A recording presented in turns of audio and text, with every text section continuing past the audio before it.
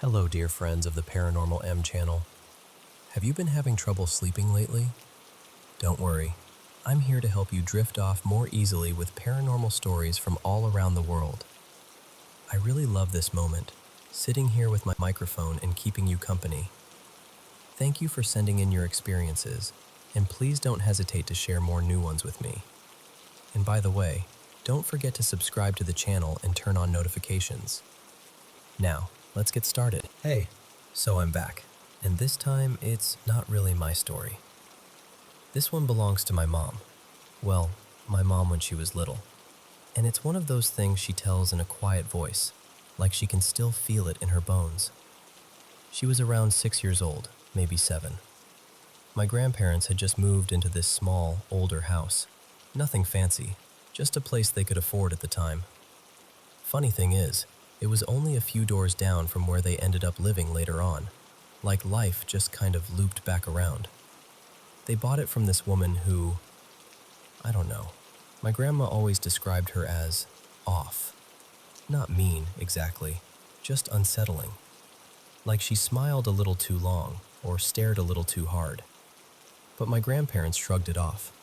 People are quirky. You don't assume anything more than that. Anyway, after they'd been there a while, my mom, her name was Lila back then, started complaining about noises in her bedroom at night. Soft footsteps, like someone pacing just outside her bed. Then it would be little sounds, like something had dropped or slid across the floor. Except when she'd flick on the light, nothing was out of place. And you know how that goes when you're a kid. You tell your parents, "Something's in my room," and they hear, "I don't want to go to bed." So they blamed her. They'd shout up the stairs, tell her to stop messing around, and more than once she got in trouble and lost privileges just for crying out and insisting she wasn't doing it. She stopped talking about it after a while, not because it stopped happening, but because she learned nobody believed her. Then one night, this is the part my mom swears she remembers like a photograph. She was sitting up in bed, wide awake because she'd heard it again. The slow steps, the faint creak, and suddenly it got louder, like the room was waking up. Downstairs, my grandpa heard it too. Not the normal house settling kind of sound. This was heavy, rhythmic, like something was moving with intention.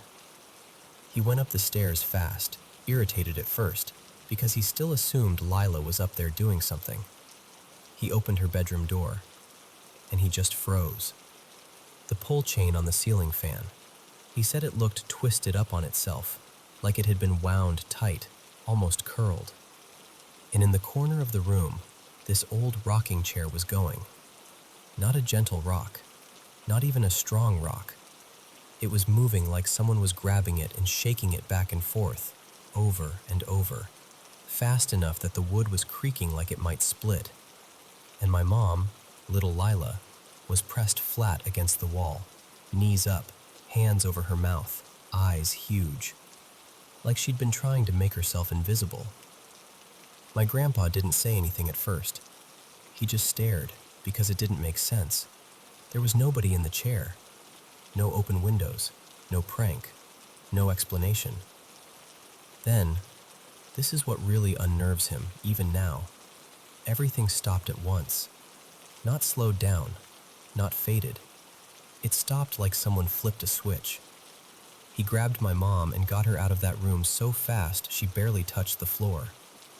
He took her downstairs, sat her in the kitchen, and then he went into his own room and shut himself in the closet. Not because he was hiding, because he didn't know what else to do. He started praying. Not casual praying, the desperate kind. The kind where you're bargaining with God and promising you'll change and just pleading for whatever that was to leave your family alone. But what they found under there made their stomachs drop. Right on the floorboards was this rough, ugly circle. Symbols and markings that didn't look like a kid's scribbles. My grandma said it looked like it had been made with a mix of salt and something dark, crusted and old. Like dried blood that had soaked in and stained the wood. They didn't debate it. They didn't try to clean it themselves. They called for help. A priest came by, more than once. He prayed through the house, room by room, and kept coming back for days. My grandpa said it felt lighter after that, like the air stopped pressing down on you, like you could breathe again. And later, through neighbors, through little bits of gossip that somehow always find you, my grandparents heard rumors about the woman who lived there before them. People said she wasn't just eccentric. People said she practiced things she shouldn't have. So yeah, that's my mom's story. And even now, when she talks about that rocking chair, she doesn't dramatize it. She doesn't need to. She just gets quiet, looks off somewhere far away, and says, "I don't care what anyone calls it. I know what I saw."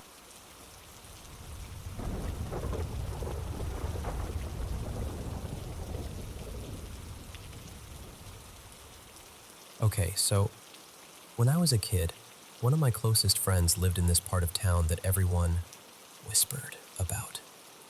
The kind of place people would point at when they drove by and say, "Yeah, that area's got history." Like old land, old stories, the whole vibe. My friend, let's call her Jenna, swore up and down her house was haunted. She'd talk about odd noises, weird cold spots, doors that didn't feel normal. And honestly, from my perspective, her house was incredible. It was in one of the nicest neighborhoods around, older but classy, the kind of place that felt established and kind of grand. And her mom, oh my gosh, her mom, Ms. Larkin, was basically the definition of a perfect stay-at-home mom. She decorated for every season like it was her personal mission. She baked like she was trying to win awards. I'm talking fresh pies, cookies, cinnamon rolls. Everything always smelled warm and sweet and safe. She threw the best holiday parties too. Jenna's house was basically the place everyone wanted to be. So I spent a ton of time there. Sleepovers, school projects, movie nights, you name it. But this one night, this is the night that still sticks with me. It was another sleepover at Jenna's. I don't even remember what we were celebrating, just that her dad was out of town, which matters. We did all the usual stuff, snacks, laughing too loud, staying up later than we should. Then it was finally time to crash. Her room was packed, like wall-to-wall sleeping bags and air mattresses. You couldn't see the carpet at all. I ended up on an air mattress right by her bedroom door, and her door was open, always. They always kept it open at night. And right outside the room, at the top of the stairs, they had this loud industrial fan they'd run as a noise machine. Jenna's family claimed the house made noises at night, creaks, shifting, little sounds, so they used the fan to drown it out. Personally, I hated that thing. It was just this constant, heavy humming that made it impossible for me to relax.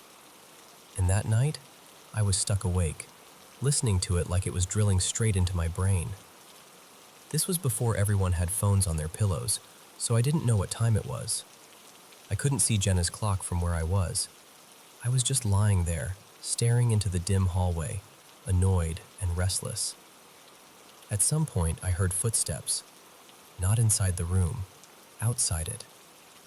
I heard Jenna's mom's bedroom door open, and then I heard her walk across the hallway. And I knew it was her because her parents' room was directly across from Jenna's, with that fan sitting right between the doors. Also, Jenna's dad was gone, and all the other girls were asleep, so there was no confusion. Then I heard her start going down the stairs. And listen, those stairs had 2 steps that squeaked no matter what. You could tiptoe, you could step on the edge, you could try to float down like a cartoon burglar. Didn't matter. Those 2 steps always squeaked. And I heard them, clear as day. So I'm lying there thinking, okay, she's up. Maybe it's morning. And then I start hearing faint kitchen sounds downstairs, like cabinet doors, the clink of something being set down, that sort of soft morning movement. Nothing loud, just busy. And my brain immediately goes to food, because Ms. Larkin made the best breakfast. like legendary. She'd make chocolate chip pancakes and put out powdered sugar like it was a fancy restaurant. And she'd dust your pancakes perfectly if you asked, like the most gentle little snowfall over the top. So now I'm awake, because all I can think about is pancakes. Time passes. I don't know how much, but it starts to feel long. Like, if she's up making breakfast, shouldn't she be coming back up soon to wake everyone? And then the room starts to brighten a little. Not full daylight, but that soft, early morning glow. The kind that makes everything feel calm and golden. I'm still staring at the stairs. And then, oh my God, my whole body just freezes because I see Miss Larkin open her bedroom door and walk out and start walking toward the stairs, like she's just now getting up. And my heart drops because I'm sitting there thinking, no, you already went downstairs. I knew it. I knew she had. I heard her door. I heard her cross the hall. I heard her take those steps. I heard those squeaks. And she never came back up. Not once. Not even for a second. But here she was, doing it again. I felt this cold wave hit me, like the kind that starts in your chest and spreads down your arms and legs until you're covered in goosebumps. Like my body understood what was happening before my brain could even form the words. And then, almost like the world was rubbing it in, I suddenly smelled it. Pancakes. Sweet, warm batter. Butter. And bacon, too. Salty and smoky. Except, I hadn't smelled that earlier. Not when I thought she was downstairs making breakfast. The smells only showed up now, when she was walking down the stairs for the first time, like a normal morning. I remember just lying there, completely locked in place, staring at the staircase, trying to make it make sense. A little later, she came back up, cheerful and normal, and gently woke everyone up for breakfast like nothing had happened. And that's the weirdest part. Nothing else happened that day. No big dramatic moment. No explanation. No one screaming or running out of the house. Just breakfast and laughter and chocolate chips and powdered sugar. But after that night, I started noticing things in that house more. Feeling things. Hearing things. Like once something had cracked open in my brain, it didn't fully close again. And I swear to you, I still don't know what I heard walking down those stairs the first time. But I know one thing for sure. Those 2 steps squeaked, and I heard them.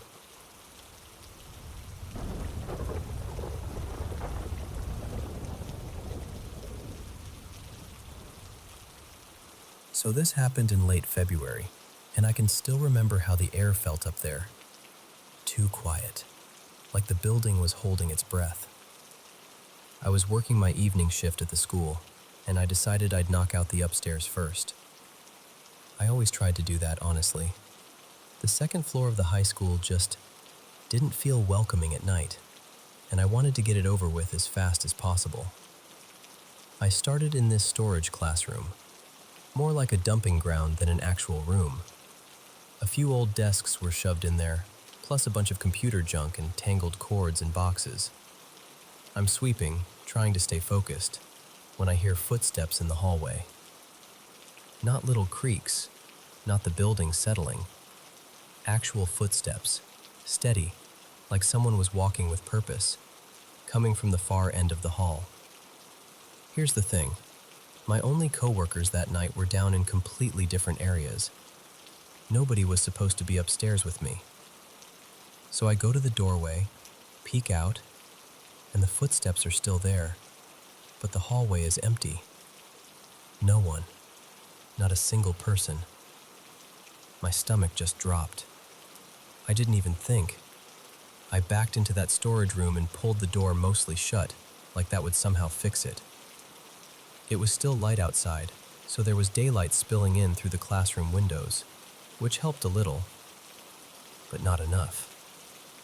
I stood there for a minute, broom in my hand, listening way too hard, trying to convince myself I'd imagined it.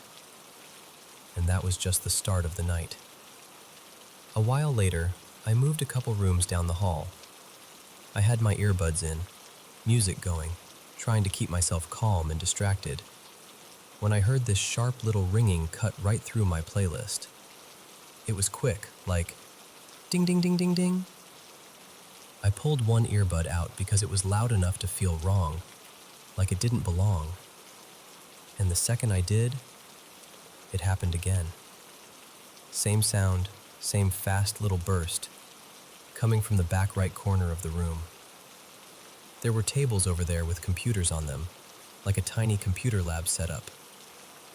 I stared at that corner like it was about to explain itself.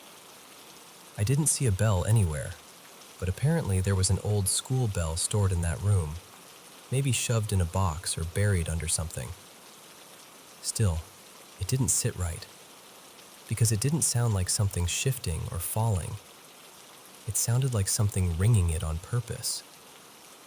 By around 6:30, I had to head back upstairs again, because my manager, Devin, decided it was a great time to hand me a job that wasn't even part of my usual routine, wiping down windowsills, which I almost never have to do.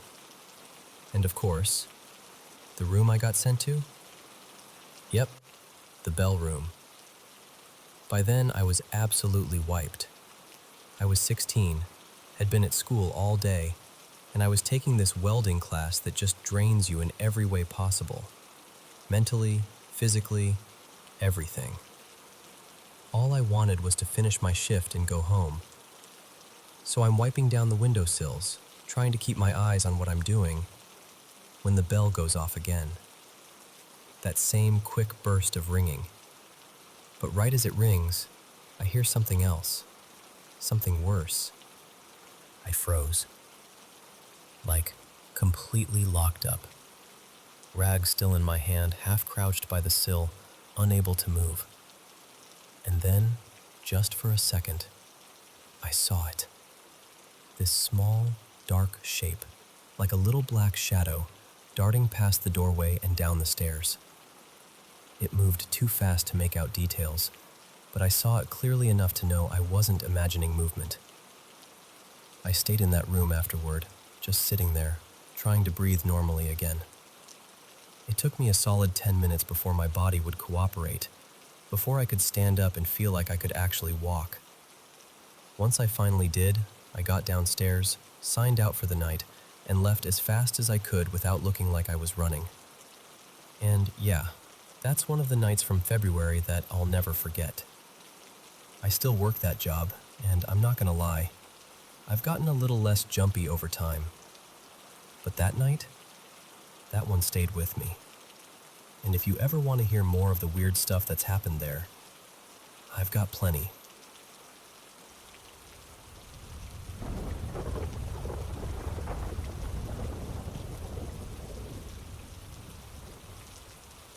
So, our cat Miso died. Kind of suddenly, the night before Thanksgiving. We knew she was old, like, we're guessing she's around 17 or 18 old. And the vet had warned us there were issues, mostly her spine and arthritis, but also her heart. Still, even when you know all that, you don't really expect them to be gone that fast. But that night, she passed at home. We did what you do when you're trying to make something unbearable feel a little more human. We wrapped her up, said a few shaky words, and we buried her in the backyard. It was quiet, cold, and honestly, it felt unreal, like my brain couldn't quite accept that she wasn't going to walk back into the room. And then two strange things happened. Not movie strange, just the kind of strange that lands in your chest and stays there. The first thing happened right after we came inside.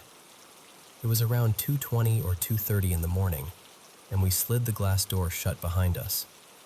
I was standing there taking off my shoes, still kind of in shock, and suddenly, fireworks. Not in the distance, not scattered around the neighborhood. It sounded like they were popping off right over the exact spot we'd just buried her. Now, we live near a park, so yeah, people do dumb stuff late at night sometimes. Drunk people, teenagers, whatever. I can explain fireworks. But what made my skin prickle was the timing. Nothing all night. Then the second we step inside after burying her, boom, boom, crackle. Right there. We just looked at each other like, are you kidding me? The second thing happened more recently, like yesterday. After she died, I bought this little garden cat statue, one of those solar ones that glows if it gets enough sun. I stuck it along the edge of the bushes near where we buried her. And I know this is irrational, but grief makes you do irrational things, and I just wanted there to be a small light out there at night. Like she wouldn't be alone. I would check it after dark, almost like a ritual. And sometimes it would glow, and sometimes it wouldn't, and I'd find myself talking about it out loud like a weirdo, wondering where she is now, if she's okay, if she's anywhere. I even told my partner, Caleb, that I might move the statue out to the middle of the patio during the day so it could charge better. Caleb wanted nothing to do with it, like zero interest in even looking at the spot, let alone touching anything near it, which I get. We grieve differently. I can stare at death and poke at it and ask it questions. He would rather not. Then we had this big snowstorm, wind, heavy snow, the kind that makes everything creak and scrape. And after that, I looked out the window and I noticed something that made my stomach drop. The statue had moved, and not in a way that made any sense. So picture this. Where I had placed it originally, the bush line dips inward, kind of like a shallow pocket. I'd set the statue between two small pale stones to keep it steady. The actual grave spot, where Miso is, was a slightly raised mound a couple feet away. The statue was no longer tucked in that little pocket. It was now 2 feet closer, sitting smack in the center of the mound, perfectly placed, like someone had lined it up on purpose. Not tipped over, not half buried, not knocked sideways into the bushes. Centered. And there was even a neat indent in the soil, like it had been pressed down evenly, on both sides, like by hands. That's what got me. The weather can move stuff, sure, but weather doesn't move something and set it down like it's making a decision. Wind knocks, snow slides. Nature is messy. This was deliberate. So of course my mind went to the worst place first. Who is coming into my yard? And then the thought I didn't want to have showed up anyway. What if it was her?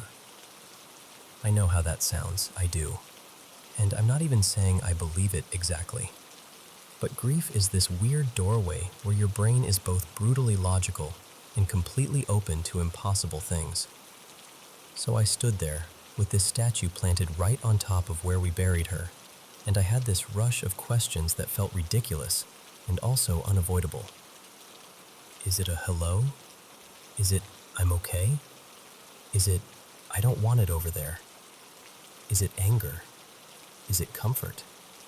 Is it nothing? I don't have answers. I really don't, and I'm not pretending I do. I put the statue back where it was originally, along the bushes, because that's where it makes sense practically, and it looks nicer there. But I'll tell you this, if it moves again, especially if it ends up centered like that again, I don't know what I'll think. Because I truly don't believe we have a creeper sneaking into our yard in a quiet, safe neighborhood just to reposition one little solar cat statue. And at the same time, I can't explain how it ended up like that. All I know is it rattled both of us, like deep in the nervous system. And maybe it's nothing. Maybe it's just chance and weather and my grief looking for patterns. But she was family. She'd been with us for so many years, over a decade of routines and naps and tiny ordinary moments that add up to love. And it wouldn't totally shock me if some piece of her lingered. Even if it's just in us. Even if it's just in the way I still look out into the yard at night, hoping that little light is on.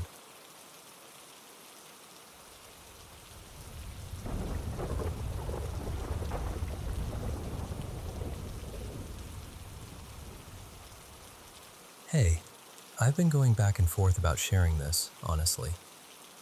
Not because I'm trying to convince anyone of anything, I'm really not. It's more like I'm trying to understand me, and I'm hoping that saying it out loud to someone who's willing to listen might help it make a little more sense.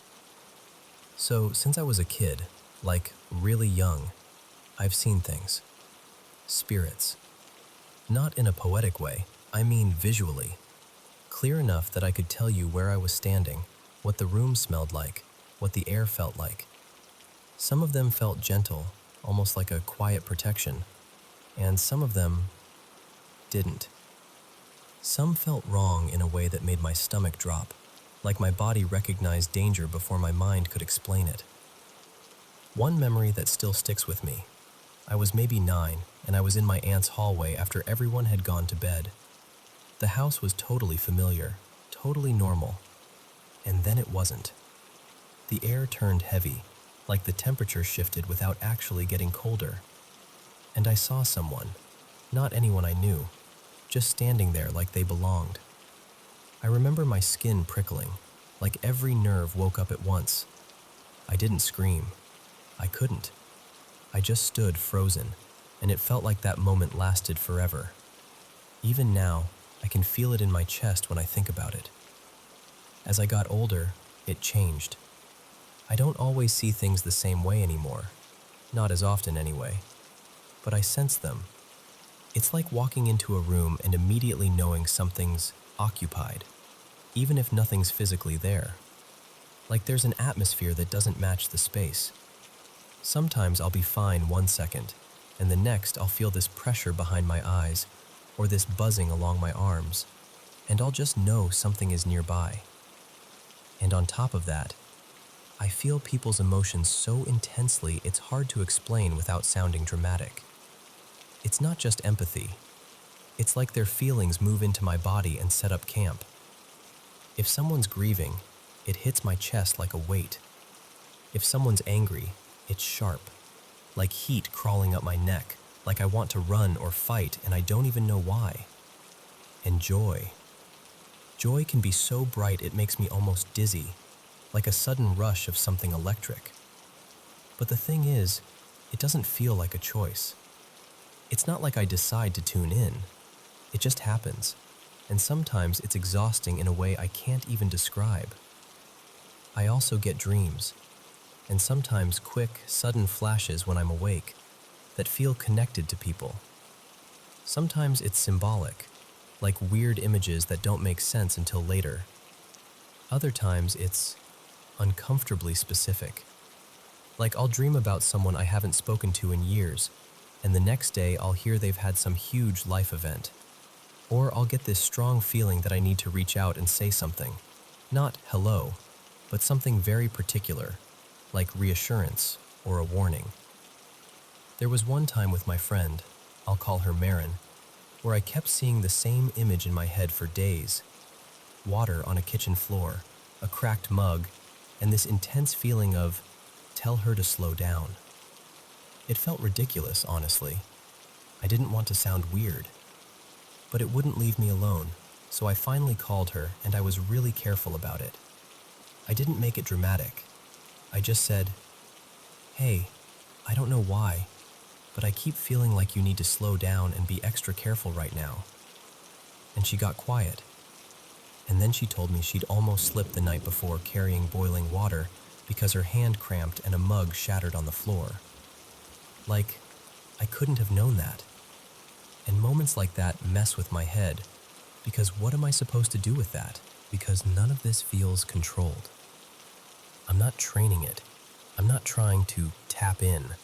I'm not sitting down like, okay, spirits, let's chat. I don't practice anything. I don't seek it out. If anything, I've spent years trying to ignore it, or rationalize it, or push it into a box so I can just be normal and get through my day.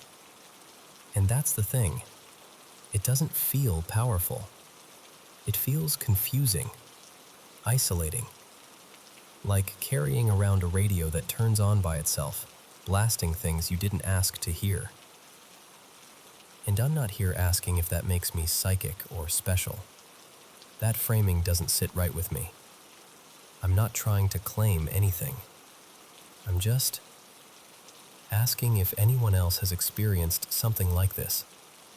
Seeing presences when you're fully awake, feeling energy shifts, absorbing emotions like they're your own, having dreams that line up too closely to brush off. I'm genuinely open to different perspectives, spiritual, psychological, skeptical, as long as it's respectful. I'm not looking for someone to laugh at me or tell me I'm making it up.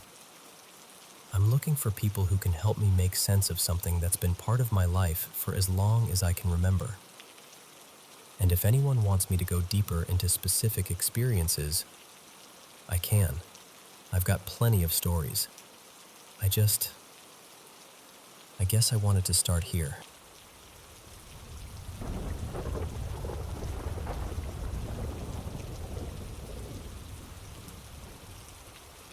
So, we moved into this little house in early fall of 2021, September, I think.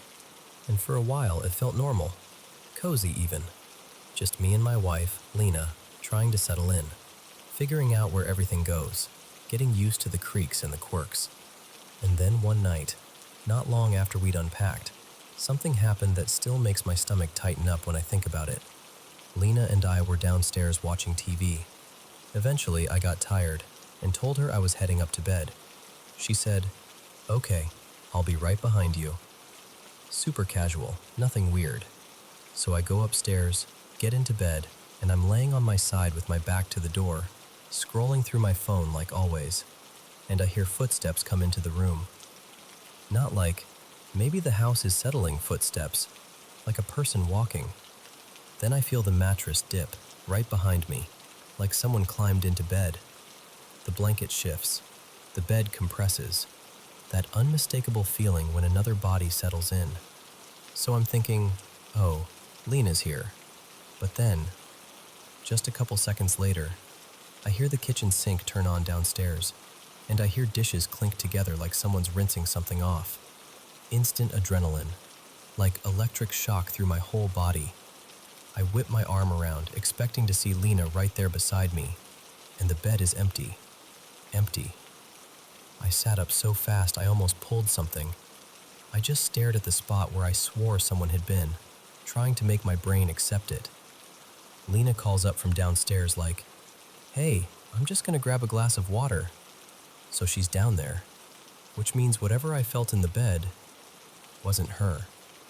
I told her and she believed me, but you know how it is when you didn't experience it yourself.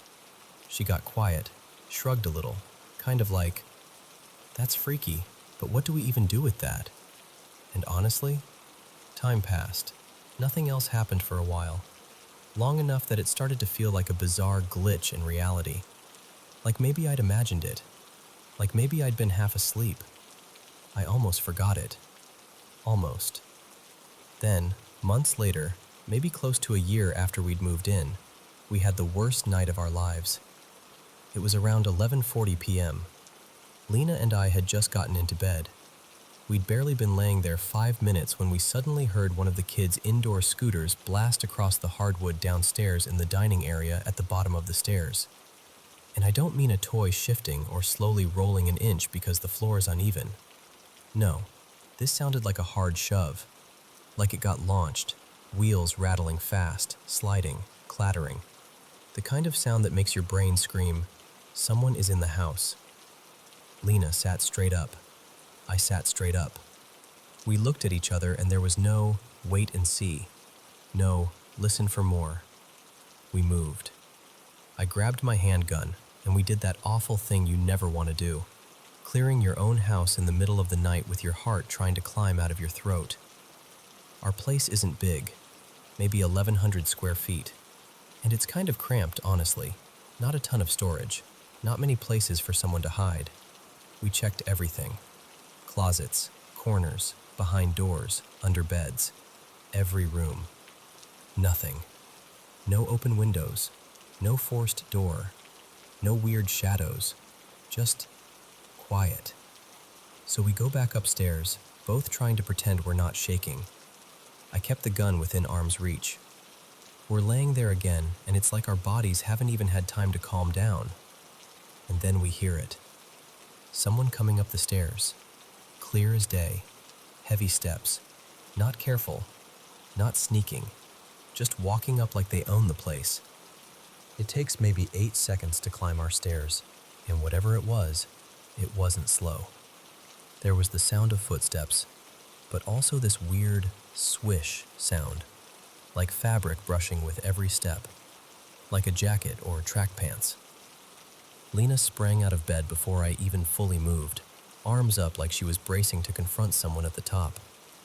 I grabbed the gun and rushed to the bedroom door, because our daughter's room is right next to ours, and all I could think was, I am not letting someone reach that door. I turned the corner, fully expecting to be face to face with an intruder, and there was no one. Nobody. Nothing. The hallway was empty. The landing was empty. The stairs were empty. And that moment messed me up, because my brain couldn't file it anywhere. There is no version of reality where something makes that kind of noise, coming all the way up the stairs, and then simply isn't there. Also, I know my house. Like, know it. I work from home. I'm here constantly. Every step has its own squeak. Every board talks. If someone had sprinted back down, I would have heard it. If they'd moved into another room, I would have heard the floor complain about it. But it was like the sound reached the top of the stairs, and then vanished. We cleared the house again, faster, more frantic, lights on everywhere. Still nothing. We even debated calling the police, but how do you explain it without sounding unhinged? Hi, yes, we heard someone run a scooter and then climb our stairs, but there's no one here. Like, come on. So I stayed downstairs on the couch with every light blazing, gun in hand, just sitting there in this tense, miserable silence. Probably 40 minutes, maybe longer. Eventually, exhaustion won. We went back up, but this time we closed the baby gate at the top of the stairs. Not because we thought a baby gate could stop a grown adult, but because if someone did come up again, they'd have to mess with it, and we'd have a second of warning. About half an hour later, I hear noise from the small office across the hall. At first it was like a hum, then a sharper mechanical sound, like something powering up. I got out of bed and walked toward the office door, and the sound got louder. Not subtle, not imaginary. I ran back, grabbed the gun again, and got Lena. We yanked the office door open, and my laser cutter exhaust system was on. Not only the internal fan, also the external exhaust fan, cranked up to full. And here's what matters. I hadn't touched that setup in months. And these aren't touchscreens or voice commands or something. They're physical switches. The external fan requires multiple button presses to ramp up speed. In the years I'd owned that equipment, it had never once turned on by itself. That was the moment Lena and I just stood there, staring, and I could feel my whole sense of safety collapse. Because now it wasn't just a sound. It wasn't just a weird moment in bed. It was something interacting with the house. 3 back-to-back incidents. Scooter, stairs, then that exhaust system, flipped a switch in me. It made me revisit every strange noise we'd brushed off. Every odd feeling, every probably nothing. And then I did one last thing that messed me up even more. I went digging through my phone trying to figure out when that first bed incident had happened. I don't know why. Curiosity, I guess. Maybe I wanted to prove it to myself that it was real. And when I finally pinned it down, it landed on December 21st. Exactly 1 year before the night of the scooter and the stairs. That timing hit me like a punch. Like the house was keeping its own calendar. And the worst part is not knowing. Not having a clean explanation. That uncertainty eats at you. We told our next-door neighbors, older couple, been there forever, like 5 decades. And they got strangely quiet and said something like, "Well, years back, a woman who lived in your house disappeared." They weren't sure on the exact year, maybe 2006, 2007, but they said it like it was old neighborhood lore, like everybody knew something happened, but nobody talked about it. I don't know if it's connected. I don't know if I even believe in that kind of connection, but it's the only thread I've got. And now, it's mid-December again, and I can feel myself getting tense, like my body remembers before my brain does. I put up 2 indoor cameras, one in the kitchen aimed down the hall toward the living and dining areas, so it can catch anything moving toward the stairs, and one at the top of the stairs. Part of me wants to prevent anything from happening, and part of me is terrified that if something happens again, the only way anyone will ever believe it is if I catch it on video. I've told people this story and joked that they're welcome to spend the night.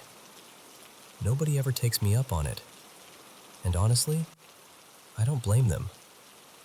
But if you've got any suggestions, any way to feel prepared without feeding the fear, please tell me. Because I can already feel the date creeping closer, and I hate that my own house has a countdown in my head.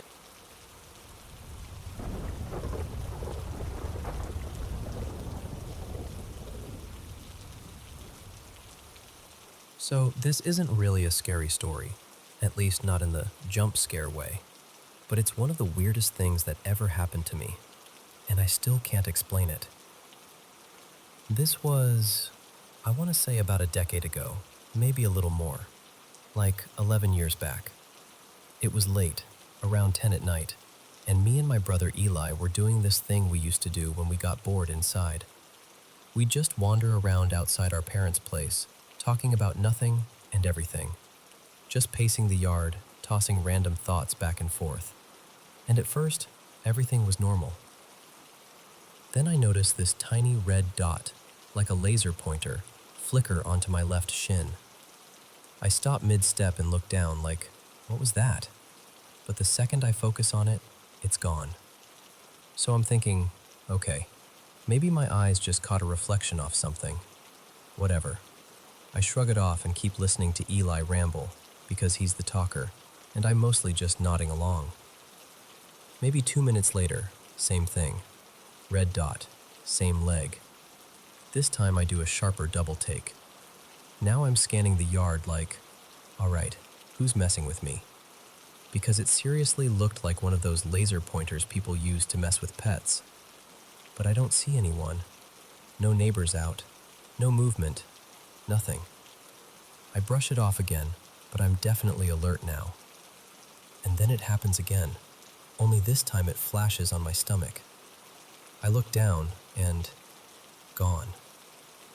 That's when I finally interrupt Eli and go, "Dude, is someone out here aiming a laser at me or something? I keep seeing this red light."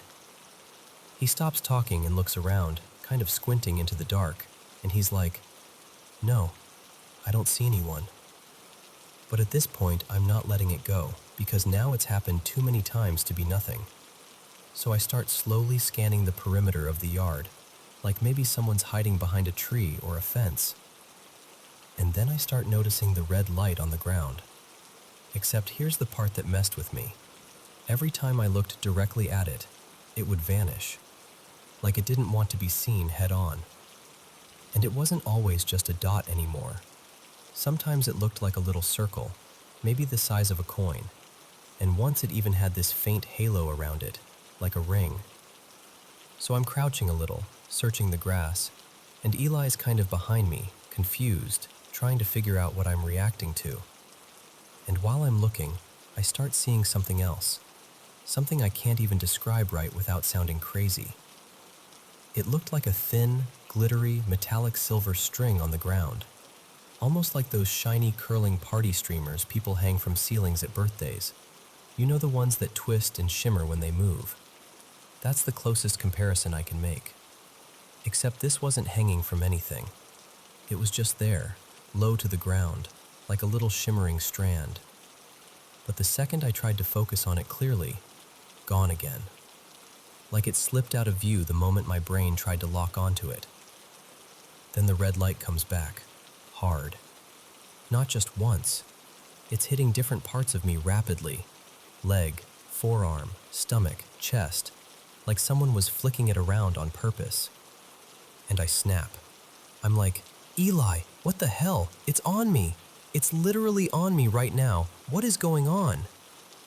He can tell I'm actually panicking now, like my voice has that edge to it, and he's telling me to calm down, but he's also looking around more seriously now too. And then, this part gives me chills even thinking about it. We both turn at the same time, like perfectly in sync. No idea why. We just both shifted our bodies and looked toward the ground behind us. And there it was, an orb. It was hovering around knee height, maybe 2 feet in front of us. And the second we both actually registered it, like the moment our brains went, oh my God, we're both seeing this, it shot downward.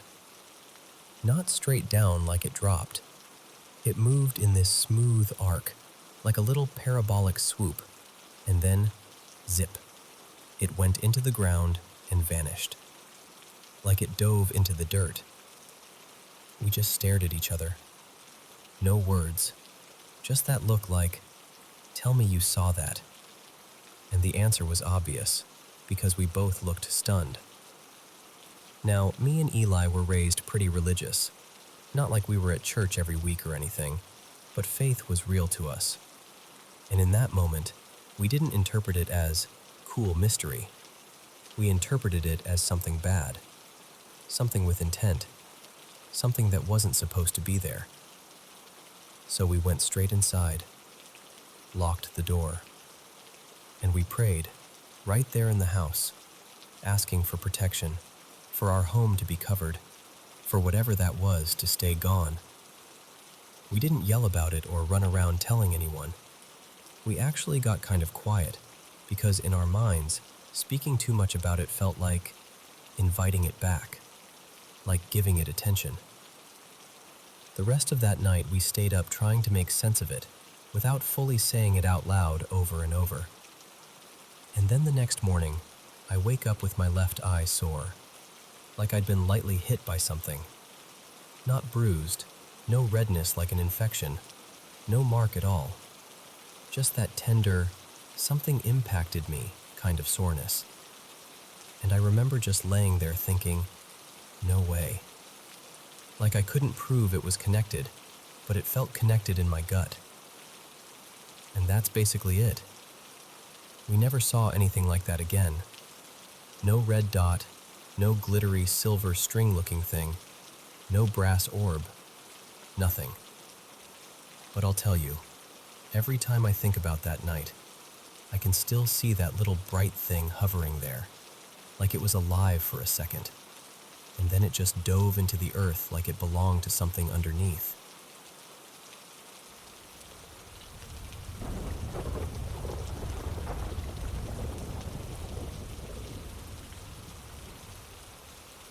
Okay, so I need to give you a little context first, because otherwise this is going to sound completely unhinged.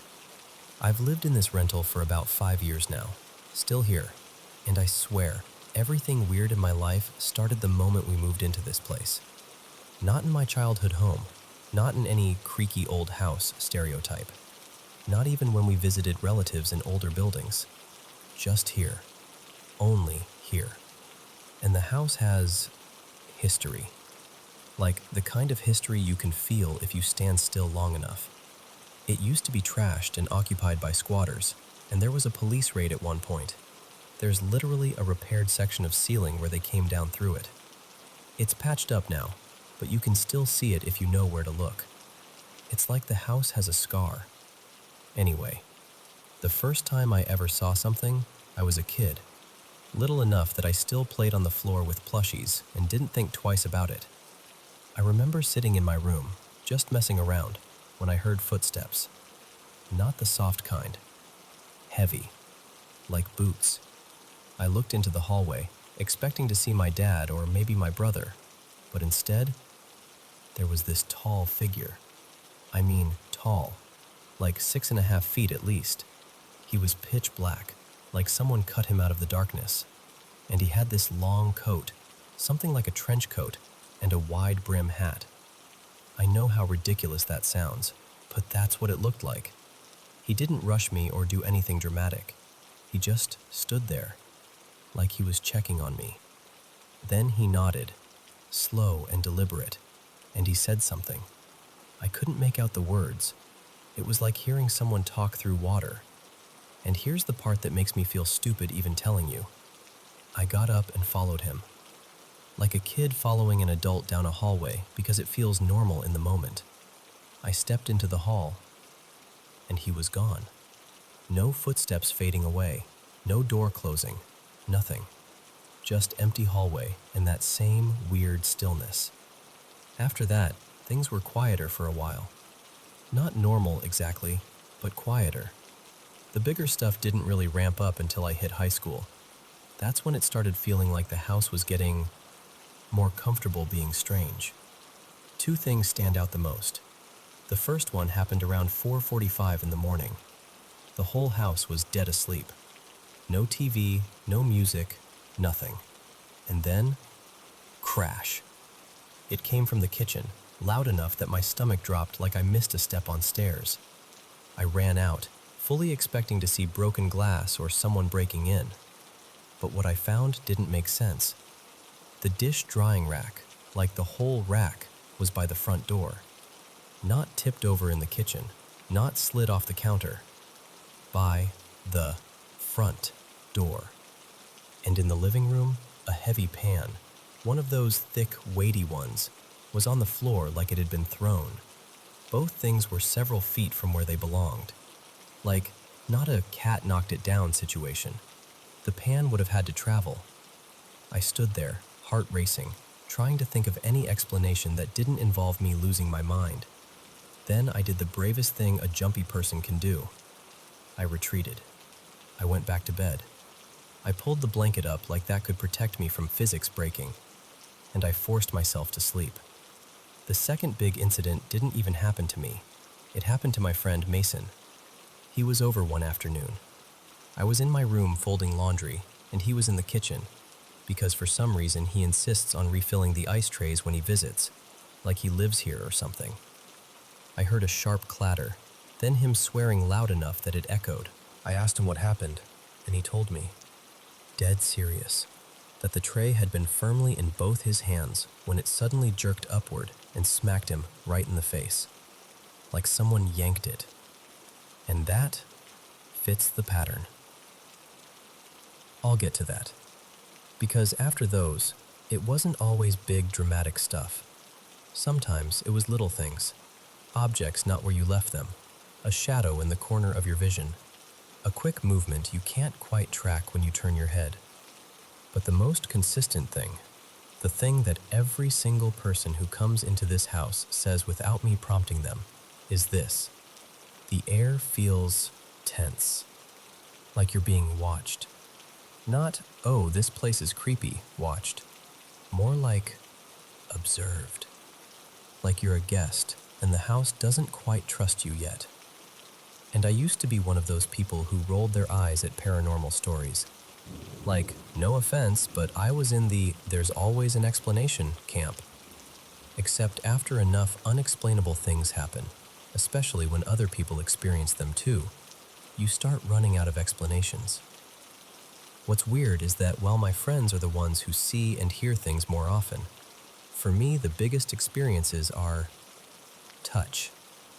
I'll be doing something totally normal, homework, cleaning, just laying on my bed scrolling, when I suddenly feel this cold pressure, usually on my shoulders or along the side of my face. And it's not like a breeze. It feels specific, like hands. Here's the part that makes my skin prickle even as I say it. Most of the time, it isn't scary. It's almost, don't laugh, comforting. Like someone patting your shoulder or brushing your cheek in a familiar way. But sometimes it gets weird. Sometimes when I'm sitting or lying down, it feels like something presses into me, like a tight hug, except it can shift into something heavier, like being pinned, like something is laying on top of me. And before you say sleep paralysis, no, I've looked into that. When this happens, I'm awake. I can move. I can lift my arms and legs. I can turn my head. But when I try to sit up, it's like I'm pushing against weight that isn't there. I've actually forced myself upward before, like a few inches off the mattress, only to get shoved back down, like my body hits an invisible hand and bounces. It's infuriating more than anything.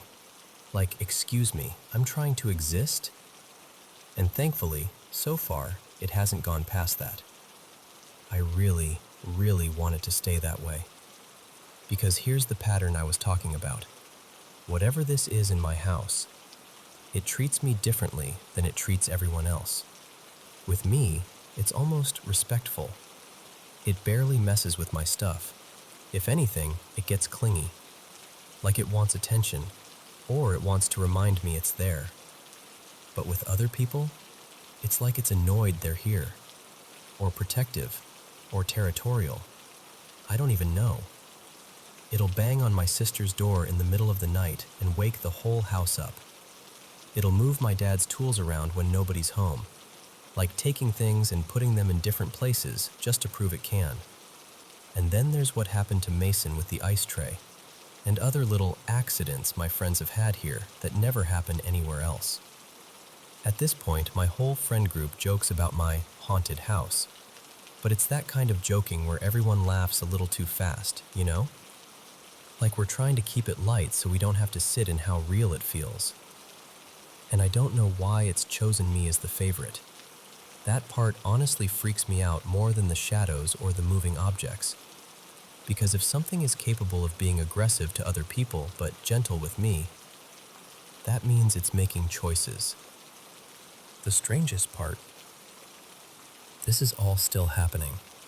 Like right now, while I'm telling you this, it's late, past 2 in the morning, and I can feel that same cold pressure on my shoulders and along my cheek. Not painful, just there, like it's listening too.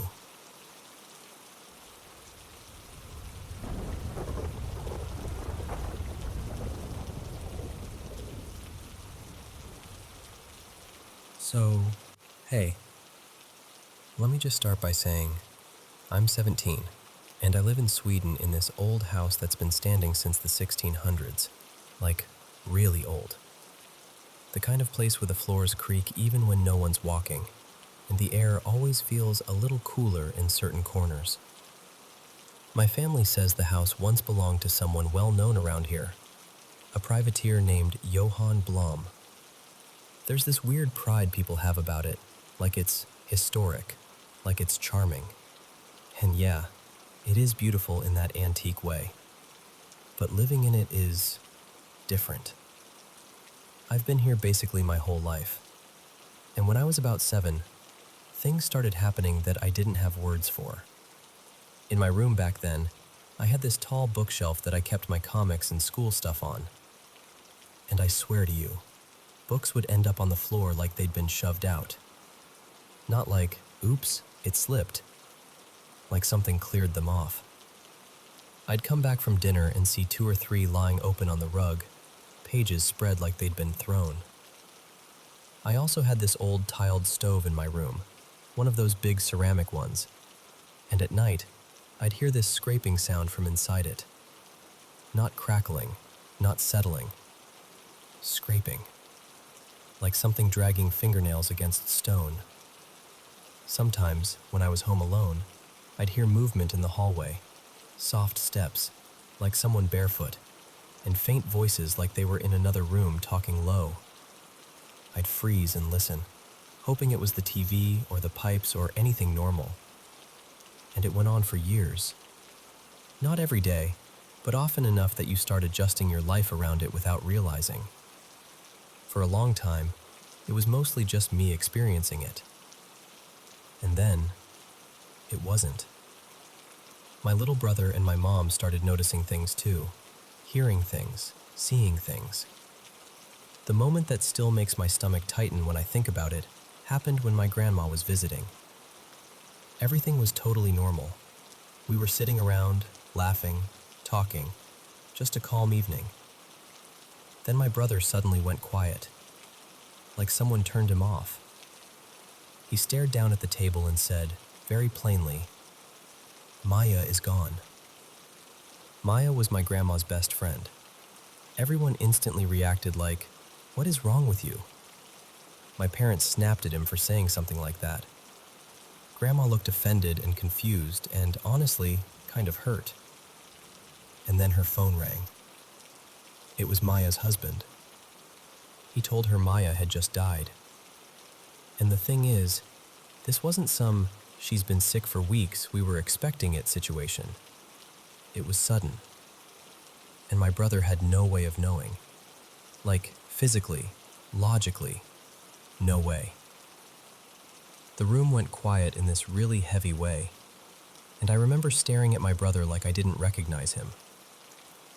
When I got older, around 14 or 15, I started trying really hard to be rational about everything. I wasn't hearing as much anymore, and I didn't want to be the kid who believes in ghosts just because the house is old. So I told myself it was imagination, or stress, or just the house settling. But still, sometimes I'd see the chandelier swing just a little, like someone brushed past it. Sometimes I'd hear footsteps on the stairs when no one was there, and I'd just force myself to shrug it off. Then I started dating my girlfriend. Well, now she's my ex, but at the time she was the first person outside my family who spent real time in the house with me. That's the only way I can describe it. Like the house noticed a new person and decided to react. It wasn't subtle. It affected almost everyone. Except my dad. My dad doesn't believe any of it. Even if something happened right in front of him, he'd find a way to make it our fault. Like we set something up. Like we were exaggerating. It was exhausting. The first time my girlfriend came into my room, she stopped near the doorway and said she felt weird, like suddenly dizzy and sick. She literally told me, "I felt fine until I walked in here."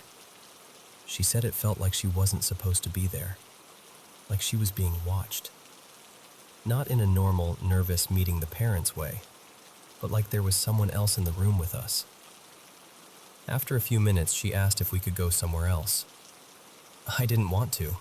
I was stubborn and also kind of embarrassed, like I didn't want to admit something was wrong with my room. So we stayed. Not long after that, she suddenly ran to the window and threw up. Like, violently. It wasn't, "Oops, I feel nauseous." It was full on. At first we tried to explain it. Maybe she was anxious. Maybe she hadn't eaten. Maybe it was something random. But it kept happening. Every time she was in that room, she got sick. Every single time. And the weird part was she was totally fine in the rest of the house.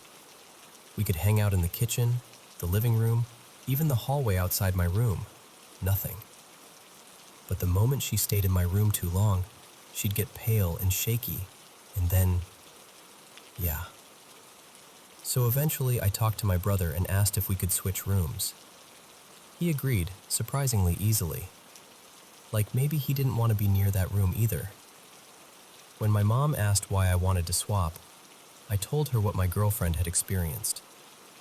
And I asked her, kind of carefully, if there was anything else about the house or that room that I didn't know. And she got this look, like she'd been waiting years for someone to ask. She told me that when she first moved in with my dad, she felt the house had this strange heaviness. And one time in the bathroom, she saw towels, not falling, not hanging wrong, sticking out into the air, like something invisible was pinching them in the corner and pulling them outward, like a hand stretching fabric. She asked my dad if anything like that had happened to him. He basically laughed it off. Then she told me something that I had no memory of. She said when I was about 4 or 5, I woke up crying and told her I'd had a nightmare about a headless man with an axe in the bathroom. Like I described it in detail, him coming toward me, killing me. She said it freaked her out because I was so little, and I talked about it like it was real. I didn't remember any of it, but after she told me, the dreams came back. For weeks, I kept dreaming about that bathroom, that same feeling, that same shape, like my brain had been reminded of something it wanted to forget. After we switched rooms, my girlfriend stopped getting sick, completely. And the old room got quieter too. Not totally dead, but calmer. Back when it was my brother's room, there was only one thing I clearly remember happening in there. Me and my mom were sitting and doing something simple, coloring or drawing, when a lid from a mug launched off a shelf and hit the floor right between us. Now I've been in my new room for about 2 years. And most of the time it's fine. Mostly. But I still get that feeling sometimes that I'm being watched. Like there's a presence just outside the edge of your vision. And the most recent thing? I still don't have an explanation for it. One morning, I noticed the word "hello" written on the outside of my window. Outside. And the creepy part is, you can't just walk up and do it. The bushes are high and thick right under the window, and the window itself is up enough that you'd have to be standing in a really awkward place to reach it. Like you'd need a ladder, or you'd need to be inside the bushes. There was no ladder, no footprints, nothing obvious. Just that word. Like someone wanted me to know they'd been there. And honestly, that's what gets me the most. Not the noises or the books or even the dreams. It's the feeling that whatever it is, if it is something, doesn't just happen randomly. It notices. And sometimes it answers back.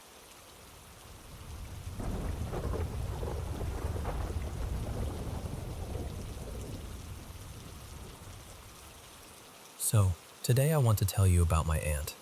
Let's call her Aunt Marisol, and this house she lived in for years out in Colorado before she eventually moved down to Texas with her husband. Marisol bought that place back when she was with her partner at the time, a guy named Graham. It was actually a really nice house, the kind that should feel cozy and normal. And the basement? It wasn't even one of those creepy, unfinished basements you see in movies. It was finished. Soft carpet, clean white walls, bright lighting. Marisol used it as this combo home gym and office, and she'd worked down there as an attorney, the kind who spent her days fighting for people who needed someone in their corner. Off to the side of the basement was the laundry area, small, plain, and practical. Cement floor, washer and dryer tucked under a shelf with detergent and dryer sheets, its own overhead light. Just normal. Completely normal. And yet, every once in a while, being down there would hit me with this sudden, awful feeling, like someone had just turned their attention toward me. You know that sharp sensation where the hairs on your arms lift and your whole body prickles with goosebumps? Like your instincts are yelling, "Hey, something's right behind you." It was easy to talk myself out of it though, because everything looked so boring and everyday.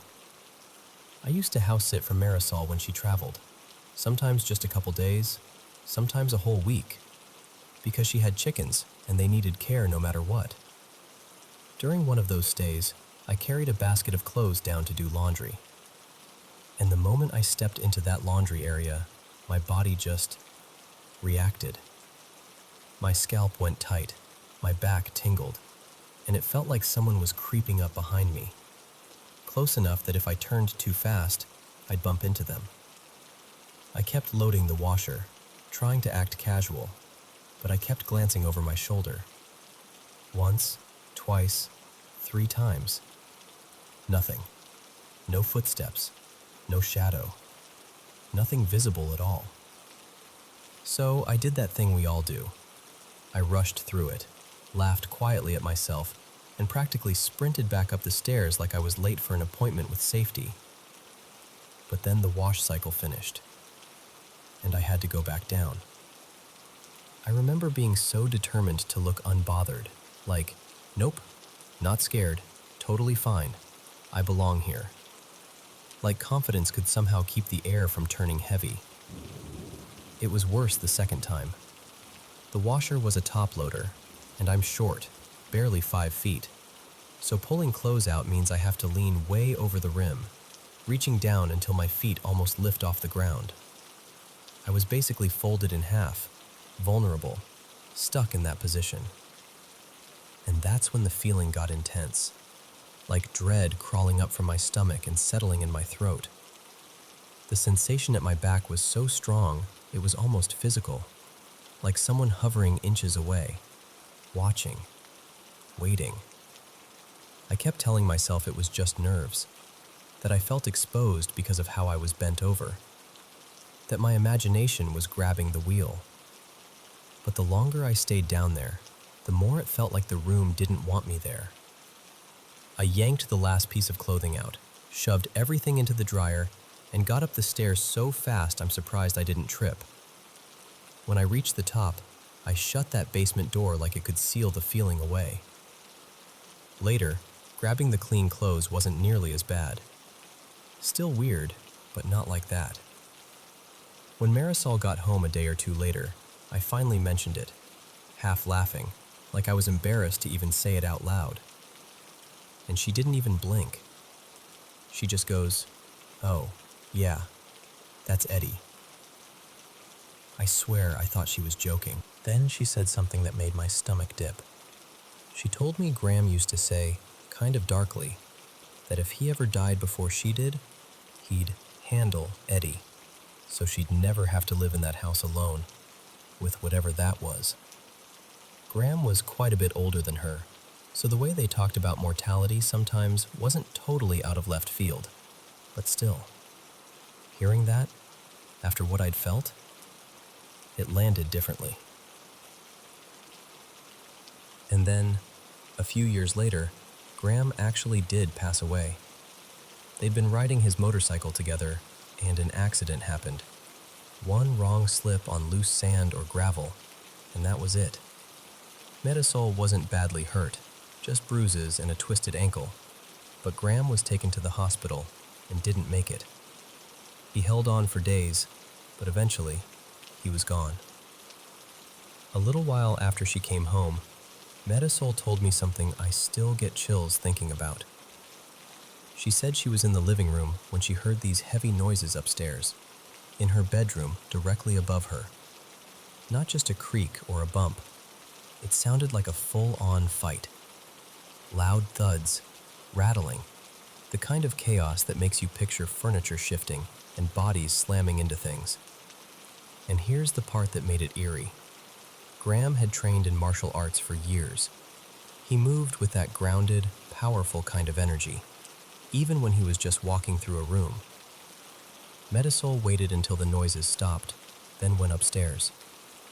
Her bedroom looked like something had happened. A couple framed photos and papers that had been neatly stacked were on the floor. The bed, made earlier that day, was rumpled like someone had thrown their weight across it. And after that ugly, watching feeling in the basement was just gone. No more Eddie, no more dread, no more sense of something wanting to feed off fear. Like someone had walked into that house after death and finished some unfinished business. But that isn't even the last strange thing, because about a year later, I saw Graham. By then, Marisol had started dating someone new, Devin, and he'd moved in with his 2 little boys. I used to babysit them a lot while Marisol worked downstairs, and sometimes I'd be the only adult in the house while she was off in court. One afternoon, the boys were upstairs napping, and I was on the couch reading. The front door was in my line of sight. Hanging on a hook near the door was one of Graham's old flannels, one he'd loved and worn constantly.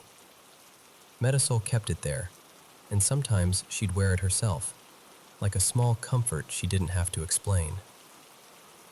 I glanced up from my book, and there he was. Graham, full color, solid, completely real-looking, standing by the door. He was wearing the flannel that had been hanging there, and he was leaning forward, pulling on a shoe like he was getting ready to head out. I blinked hard, because I expected him to disappear the second my eyes reset. But he didn't. He stayed. For a moment, we just looked at each other.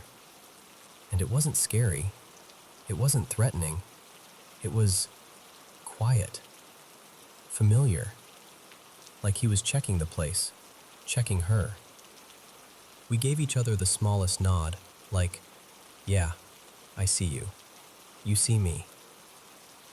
And then he was gone. Not fading, not turning away, just there 1 second and not there the next. That night, I told Metasol over dinner, and her eyes did that thing where sadness and love mixed together. She said she'd never seen him that clearly, but she'd felt him sometimes, like the bed dipping, warmth against her back, like someone lying down behind her the way he used to. She said she felt him less now that Devin and the boys were part of the home, but not in a bad way. More like he was relieved. Like he'd wanted her to keep living, keep loving, keep building something after him.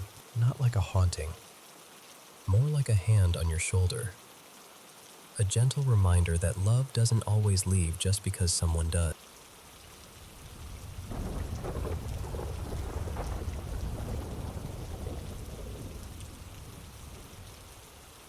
So, I can't tell you my exact age, but I was somewhere around 15, maybe 16.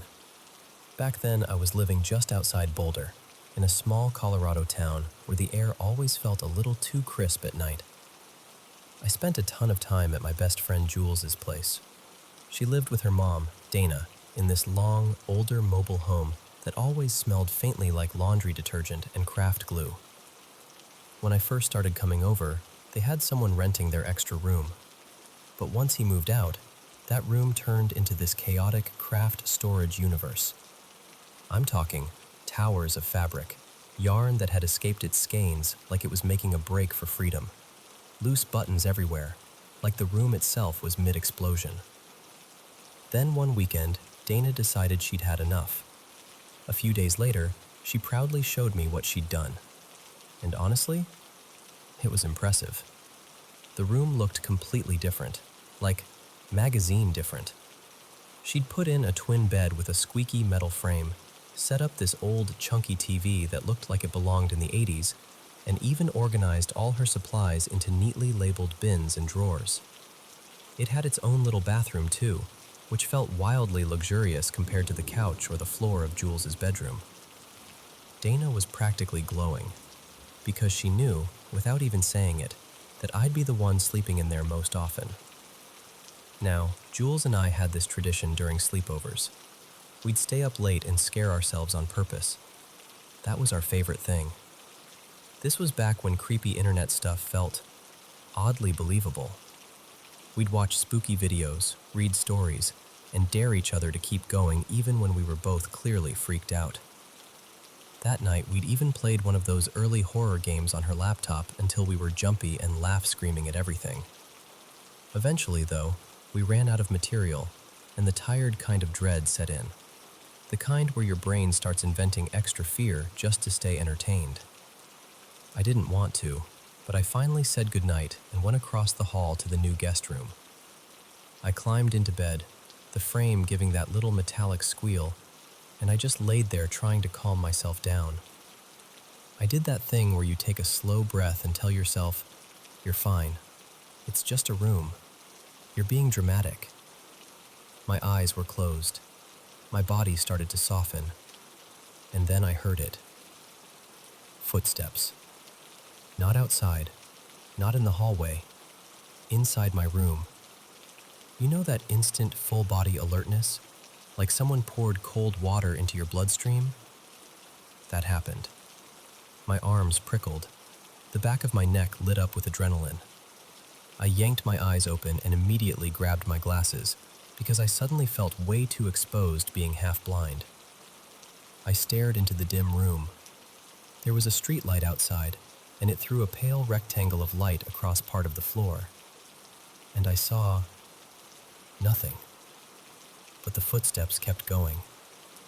Slow, steady creaks in the floor like someone was actually walking around. They started near the door, then crossed diagonally toward the little TV stand, then moved toward the open closet. Then, oh my God, then they came toward the bed. I could track them perfectly. 3 or 4 small steps at a time, like whoever it was had short legs. And when they got close enough, it felt like someone was standing right beside me, just looking at me. Not menacing, not angry, curious.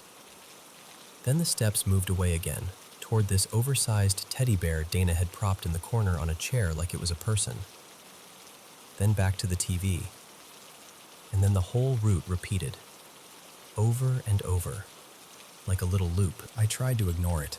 I even took my glasses off again and lay back thinking, if I pretend I'm asleep, maybe it'll get bored and go away.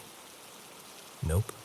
It kept going with the relentless energy only a kid could have. The same path, the same pauses, and I got to the point where I could predict it like a rhythm. Steps. Steps. Steps. I wasn't scared anymore, but I also couldn't relax, and I felt ridiculous, truly. But finally, I just spoke out loud. I said something like, I know this room is different now, and you're probably just looking around, but it's really late, and I can't sleep with the walking. Could you please stop for tonight so I can rest? And I'm not exaggerating when I tell you, the room changed instantly. It was like the air untensed. The prickly feeling on my skin vanished. The footsteps stopped mid-world.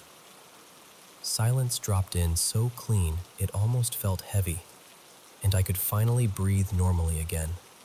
I fell asleep. The next morning, I was in the living room, eating breakfast with Jules and Dana, telling them everything. I was trying to make it sound casual, like it was no big deal, even though my eyes were probably huge the whole time. And while I was finishing the story, I stood up to go grab my overnight bag, because my mom was going to pick me up soon. I turned toward the hallway, and I froze, like my body simply refused to move, because standing right in front of me was a little girl.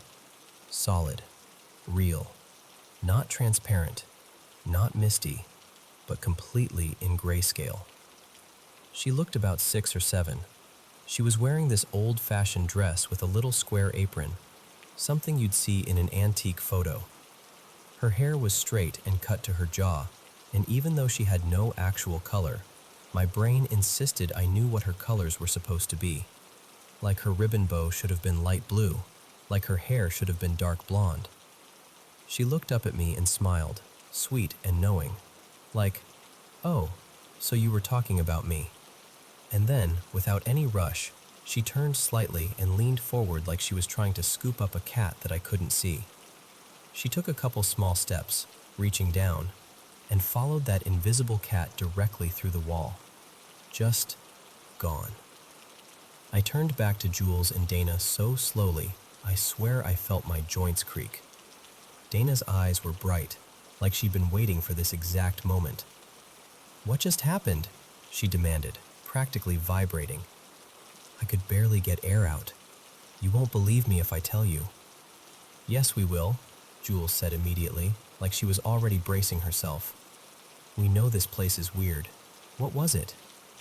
So I described her, the little girl, the grayscale, the apron, the ribbon. Dana erupted. "I knew it!" she yelled, pointing like she'd just won something. "Jules, didn't I say for years it felt like there was a little girl here?" Jules just laughed and nodded like, "Fine, you've been saying it forever." A minute later, my mom pulled up, and I went back to the guest room to grab my stuff. While I was stuffing my toothbrush into my bag, I paused and looked around the room. At the neatly folded things, the labeled bins, the squeaky bed.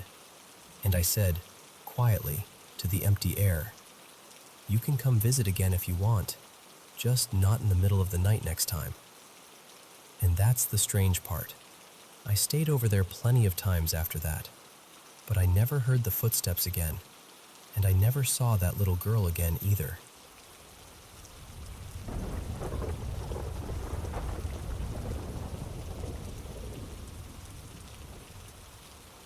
So, this happened when I was about 26, and I was crashing for a long weekend at my best friend Maya's place.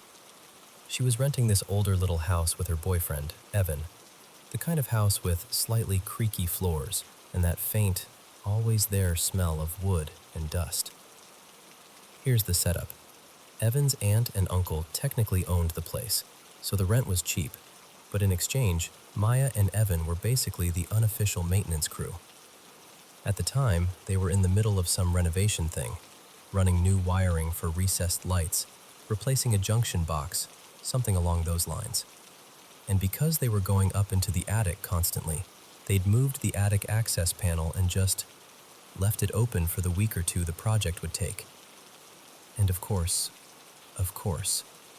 the attic opening was in the ceiling of the guest room, which was where I was sleeping. So every time I'd lie down, I'd be staring at this dark rectangle above me like, great, love this, wonderful choice. And I'm not even saying I'm a super paranoid person, but sleeping under an open attic feels like the universe is daring you to imagine something up there. The first night, I literally slept facing away from it with the blanket pulled up like a child. Very cool, very brave. But the weird part didn't happen at night. It happened the next day, in broad daylight. Maya and I were in the guest room while Evan was explaining what he was doing up there, pointing at the ceiling, talking about wires and insulation, and, yeah, we're just waiting on the new fixture. I remember being half listening, kind of looking around, when I got this sudden, almost magnetic urge to look up into the opening. And when I did, it looked normal. Sunlight was coming in from the window, and I could see the beams, some rolled insulation, maybe a toolbox or a stack of drywall off to one side. Just a regular attic. Except, at the same time, there was something else. This is the part that's hard to explain without sounding completely unhinged, but it felt like I was seeing two layers at once. Like my actual eyes were seeing wood and dust, but my brain was picking up a second image in the exact same space. In that second layer, there was this black shape. Not a spider, not a shadow from a beam, not anything that made sense. It was like an inky blob, sort of fluid and thick, sitting right at the edge of the opening. And I felt it watching us. Not like, ooh, spooky attic vibes. Like the sensation you get when someone is staring at the back of your head and you turn around because you just know. Except there wasn't a someone. It didn't even feel human. It just felt aware. I stood there staring, trying to force my brain to categorize it. Dust? A trick of light? A weird angle? But the longer I stared, the more solid the other image became. And then it moved. It sort of flowed, like it poured itself from the right side of the opening to the left, hugging the edge in a slow, deliberate way. And then it changed shape. This is the part that made my skin go cold. It formed into something like a head and shoulders leaning over the opening, peering down. There were no features, no eyes, no mouth, nothing. Just matte blackness. But I could tell where its face was, and I could tell it was looking down at us. And then, this is the detail I hate the most. I had this immediate sense that it noticed me noticing it. Like there was a moment of mutual recognition. Like it turned its attention in my direction and went, "Oh, you can see this." I nodded along to whatever he was saying, pretending I was fine, while my brain was screaming, "Do not look up again. Do not look up again." And I told myself all the usual things. It's an attic. People tell scary attic stories. I'm tired. My imagination is running wild. I'm a guest in someone's home. I'm not about to start acting like I just saw a ceiling demon at lunchtime. So I shoved it down, hard. Until the next day. The next day, Maya and I were in her car, just us, and she got quiet in this really specific way, like she was choosing her words carefully.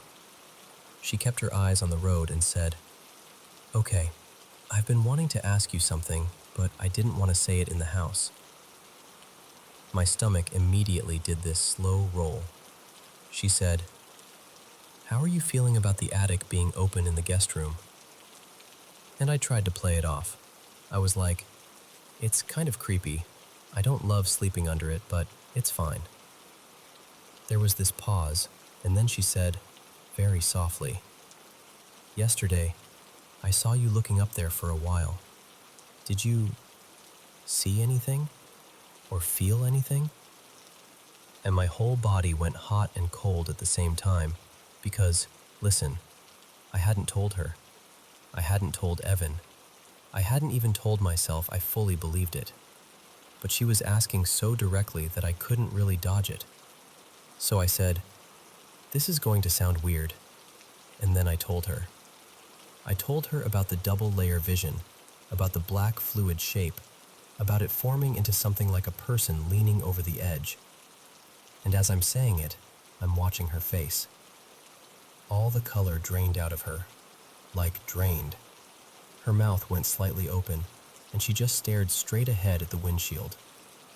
When I finished, she whispered, "No, no, no, no." And I was like, "What?" And she said, "I saw the same thing." My heart started pounding. She said, "The exact same thing. Black, kind of moving like it was liquid, like an amoeba, and it leaned out and looked down at me." Then she glanced at me and added, "And I saw it the same way you just described, like it wasn't normal sight, like it was in my mind's eye." I just sat there, completely nauseous, because at that point, imagination stopped being a comforting explanation. If two people describe the same impossible thing in the same impossible way, what are you supposed to do with that? I tried anyway. I said, "Maybe we both freaked ourselves out. It's an attic. We've watched too many scary movies. Our brains filled in the blanks." And she nodded, but it was the kind of nod you do when you want that to be true and it's not landing. Then she got really firm and said, "Okay, we're not talking about this in the house. Not even joking. Not even hinting. I don't want to acknowledge it in there. I don't want to feed it, or whatever." And she kind of shivered like she regretted saying even that much out loud. So we dropped it. But that night, when I went back to that guest room, I didn't have the luxury of telling myself it was nothing anymore. Because now it wasn't just my brain being dramatic. Now it was a thing we both saw. And I'll tell you, I don't think I slept more than 20 minutes at a time. I kept my back to that opening. I kept the blanket over my head like it could somehow protect me from an unseen watcher in the ceiling. And the worst part wasn't even fear, exactly. It was the certainty, the sick, quiet certainty, that if I looked up at the wrong moment, something might already be leaning over the edge, waiting for me to notice it again.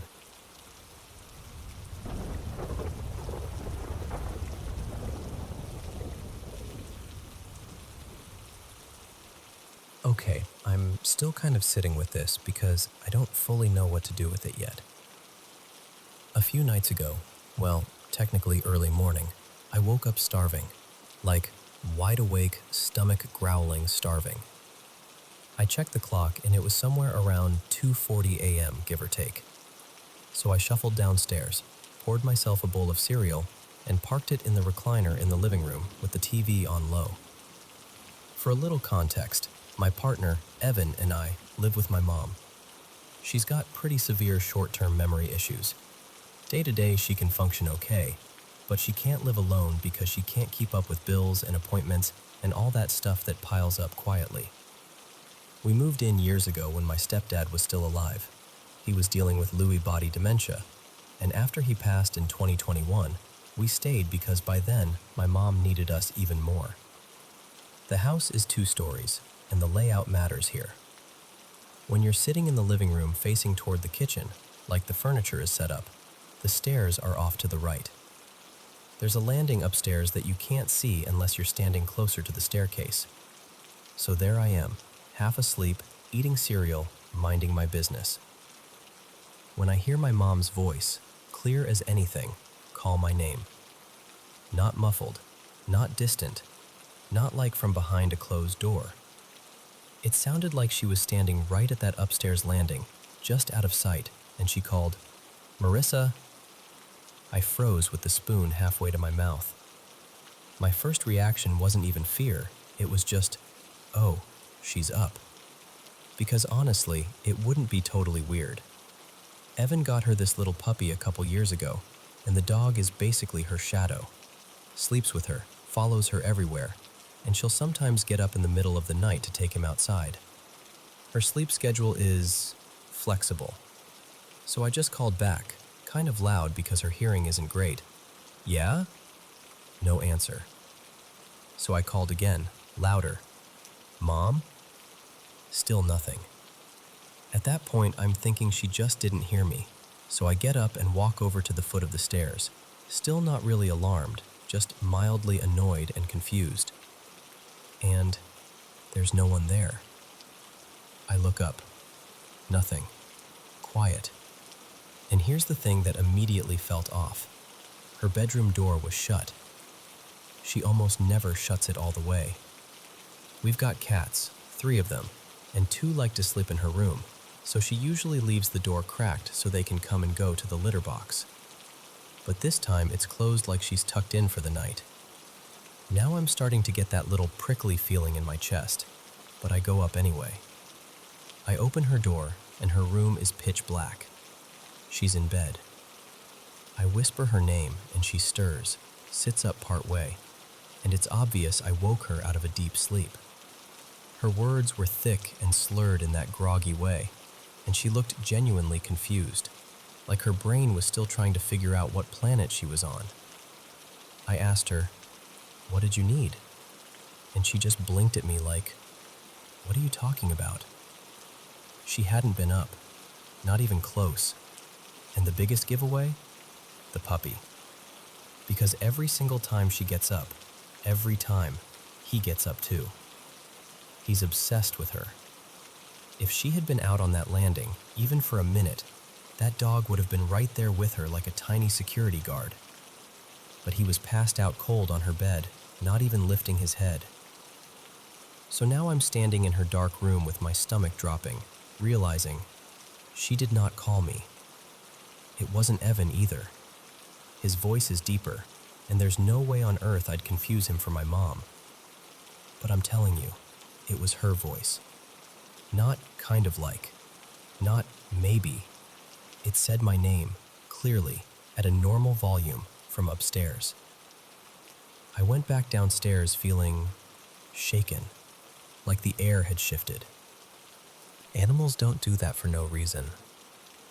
So I'm sitting there trying to act normal, like I can just unfeel what I'm feeling. I turn the TV up a little, trying to distract myself, and then I start hearing something faint. It sounded like music, or maybe a TV playing in another room. Not loud, just this thin, faraway sound, like it was coming from upstairs somewhere. But my mom's TV was off, and the TV in our room wasn't on either. The house was supposed to be asleep. Even the cats seemed tense, like they were listening too. Ears twitching, bodies still, that alert quiet they get when something's not right. And I don't even know how to explain this part except I've always been sensitive. Not in a dramatic way, just in that I notice moods in a room kind of way. I pick up on energy. If something feels heavy or angry or wrong, I usually sense it. But this house? I grew up here. I've lived here forever, and I've never really had things happen here. Most of my weird experiences have been elsewhere. This place has always felt neutral, safe. The only history that makes me pause is what happened when my stepdad was still alive. When his dementia got more advanced, he used to talk about seeing people in the house. Not scary people, just people. And one in particular he called Captain Rook. He described him as this massive man, like 10 feet tall, wearing a tall hat, like something old-fashioned. And he never seemed terrified, more like matter-of-fact about it. We always chalked it up to hallucinations, because Lewy body dementia is notorious for that. But then, years ago, Evan once said he saw a shadow of a very tall figure. Just a shape, but unmistakably tall. I didn't believe him at first. I figured he was half asleep, or his eyes were playing tricks on him. Until one night, also around 3 a.m., I saw it too. Not a full figure in the room, more like a shadow cast against the wall. Tall, still, and the outline of a hat. It lasted only a moment, like a blink, and then it was gone. I remember shaking Evan awake, whispering, "I just saw something." And he barely opened his eyes and mumbled, like it was the most normal thing in the world. "Oh, that's just Captain Rook. He doesn't bother anyone. Go back to sleep." Which is not what you want to hear at 3 a.m., by the way. And that's basically it.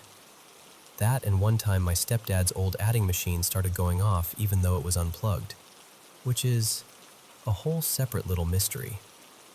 But nothing like this. Nothing like hearing my mom's voice call my name from upstairs when she was dead asleep in a dark room with the dog sprawled across her legs. So yeah, I don't know what it was. I don't know what to call it. I just know it happened, and it felt real. And the worst part is that it sounded so normal. Like it was supposed to be normal. Like someone wanted me to come look. And that thought has been sticking with me ever since.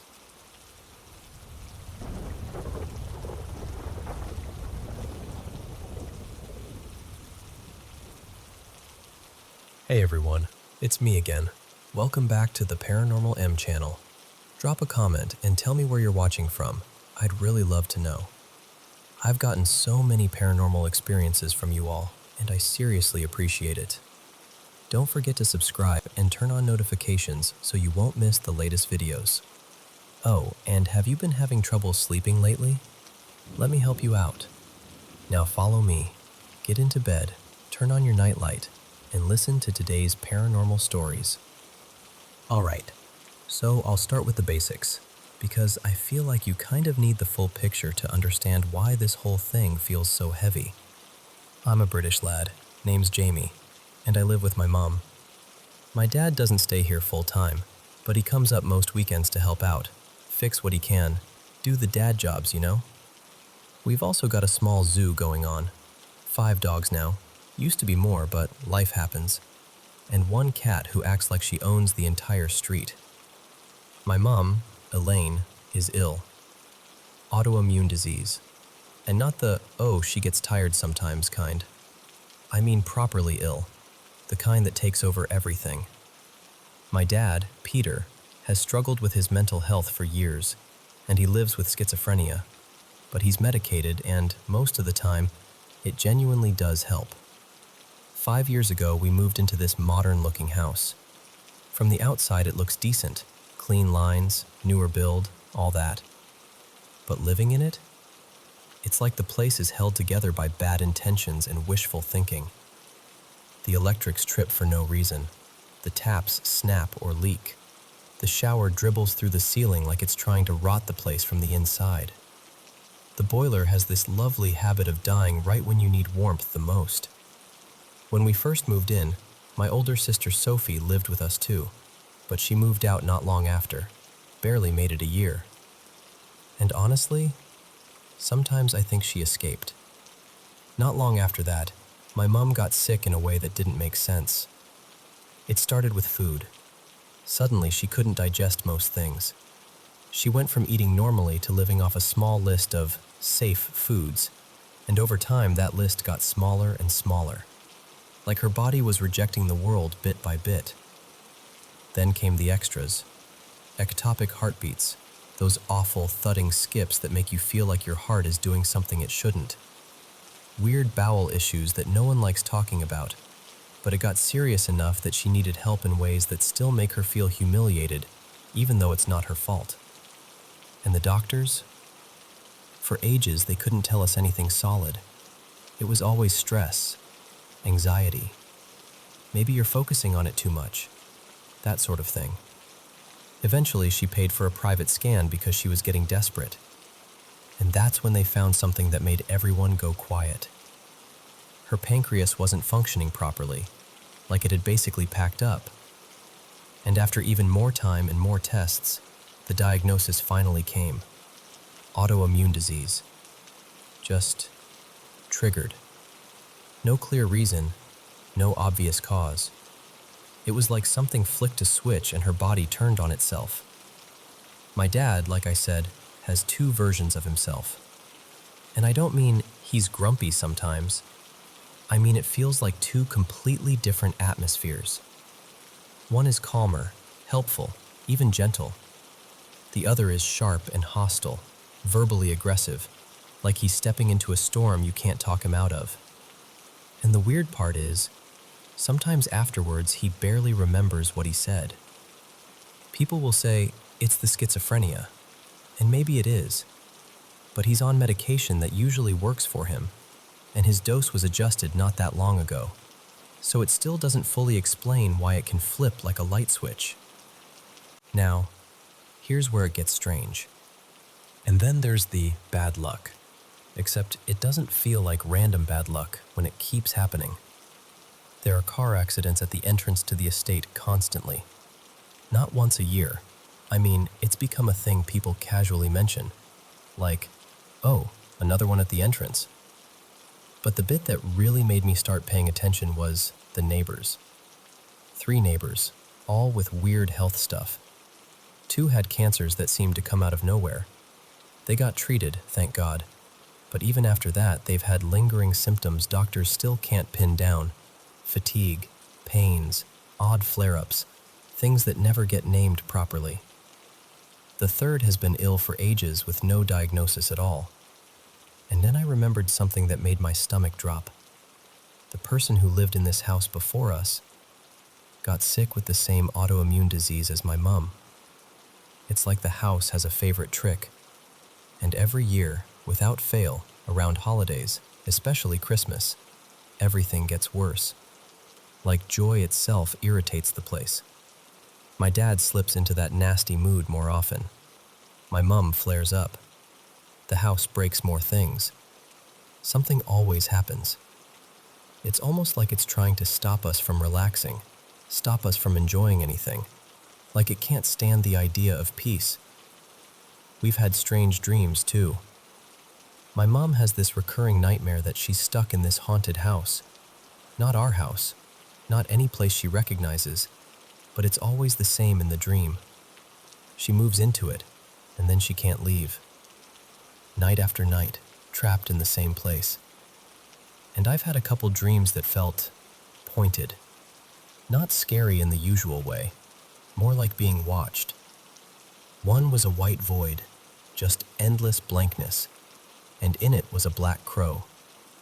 The whole dream sort of pulled toward its eye, like the dream wanted me to look into it, and the eye was this pale, empty white. It didn't feel like a normal dream. It felt like something noticed me, and then it ended. Another dream, more recent, had us moved into my other sister's old house, but in the dream it was wrecked, dilapidated, like time had chewed it up. I walked into the kitchen and there was this room with no door, just an opening into a gray nothingness. And standing there was this statue, like black armor, a figure shaped like a person but not alive.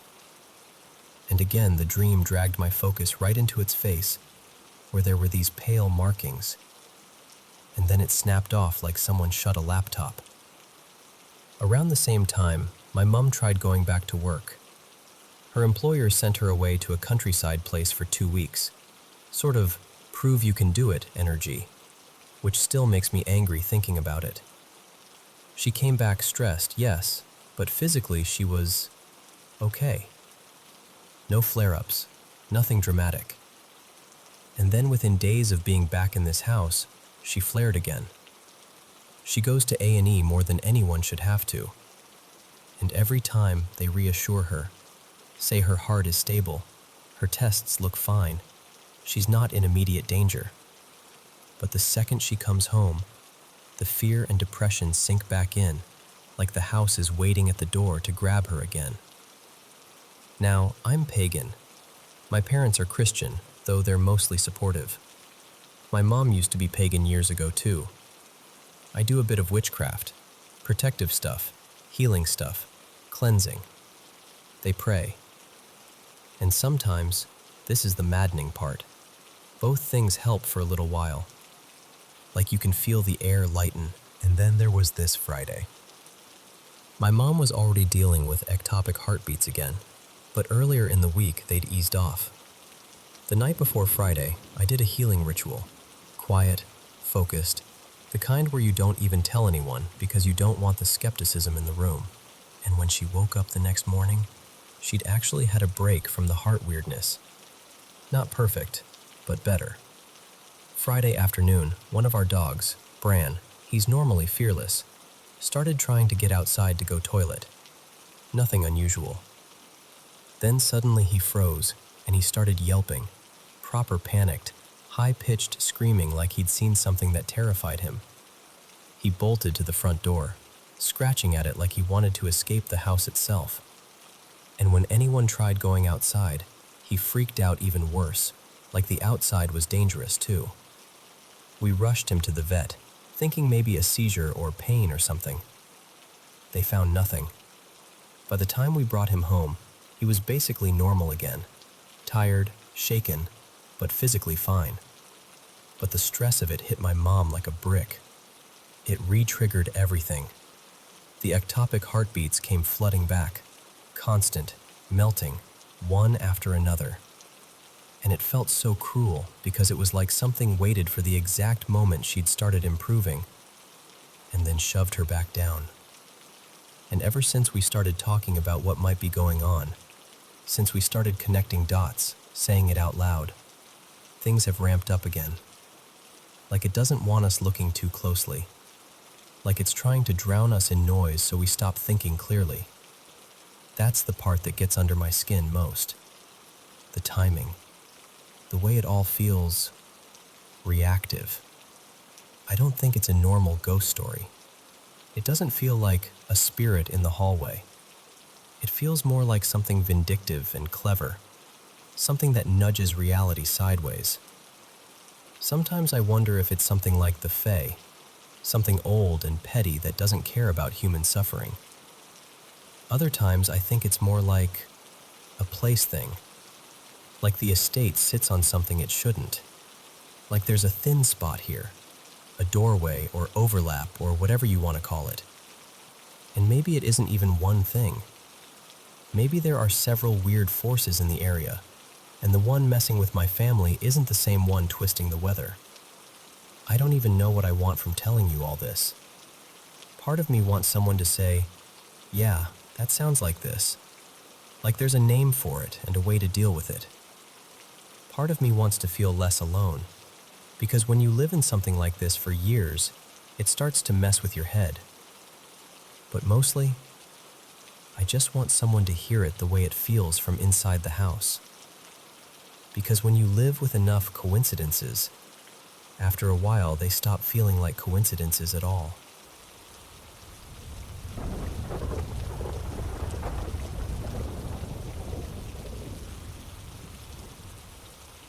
So, I'm 26 and I live in the Netherlands, and something happened last night that I can't quite file away neatly in my head. I'm usually the type who tries to stay logical about things. I don't go around assuming everything is paranormal or mysterious.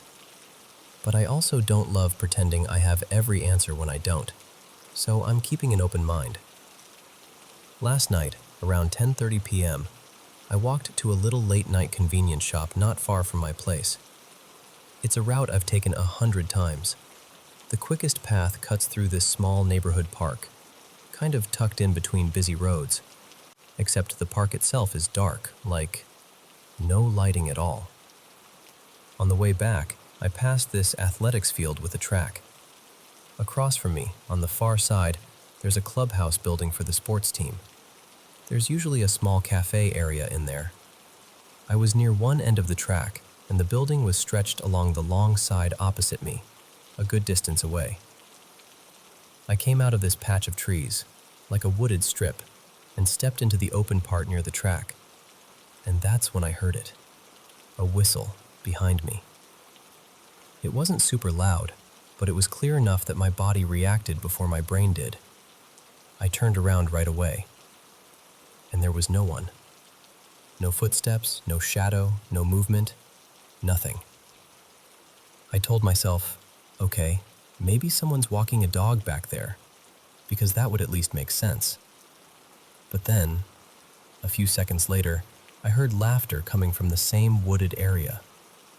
It sounded like a woman's voice. And I want to be careful here, because the laugh itself wasn't like a movie, evil laugh or anything. It was pretty normal on the surface. But there was something in the tone that made my stomach tighten, like it didn't match the setting, like it carried in a way that felt wrong for how empty it looked. That's the part that really got me. So I started walking faster, aiming straight for the exit closest to the clubhouse building. And then, this is where it gets weird. Suddenly I heard birds.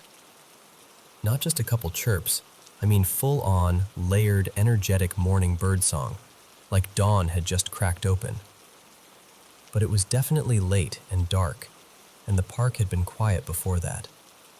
The contrast was so sharp it made the hair on my arms rise. I've never heard anything like it at that hour, not in that place. At that point, my brain basically went, nope, and I started running. As I ran, I heard this loud bang, like something slammed or something heavy hit the ground. It sounded like it came from the direction of that clubhouse building, but I can't swear to it.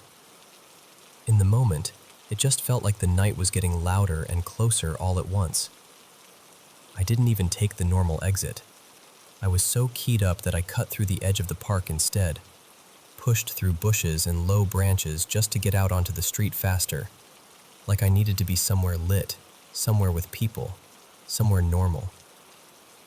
And ever since then, I've had this lingering feeling that someone, or something, was nearby, like I was being watched.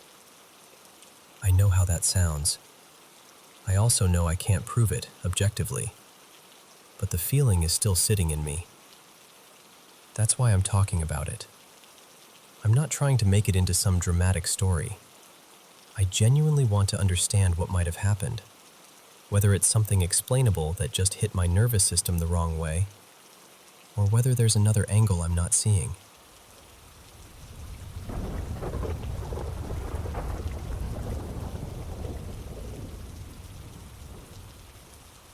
So, I live alone in a small apartment, just me, and for the past few months, something has been happening in my room that I can't fully explain. I don't even know how it started. I just know it shows up the second I have a sudden emotion, like a quick spike of stress, irritation, even excitement. It's like my body flips a switch and boom, it's there again. And when it happens, my whole body feels heavy, like someone stacked weights on my chest and limbs. My legs, especially my feet, start tingling like crazy, and my breathing gets shallow. It's not just, I'm freaked out. It's physical. I can feel it. Most of the time it starts with the bed, not shaking violently, nothing dramatic like in a movie, but enough that I can feel it through the mattress. And the second I notice it, I'm like, okay, here we go again.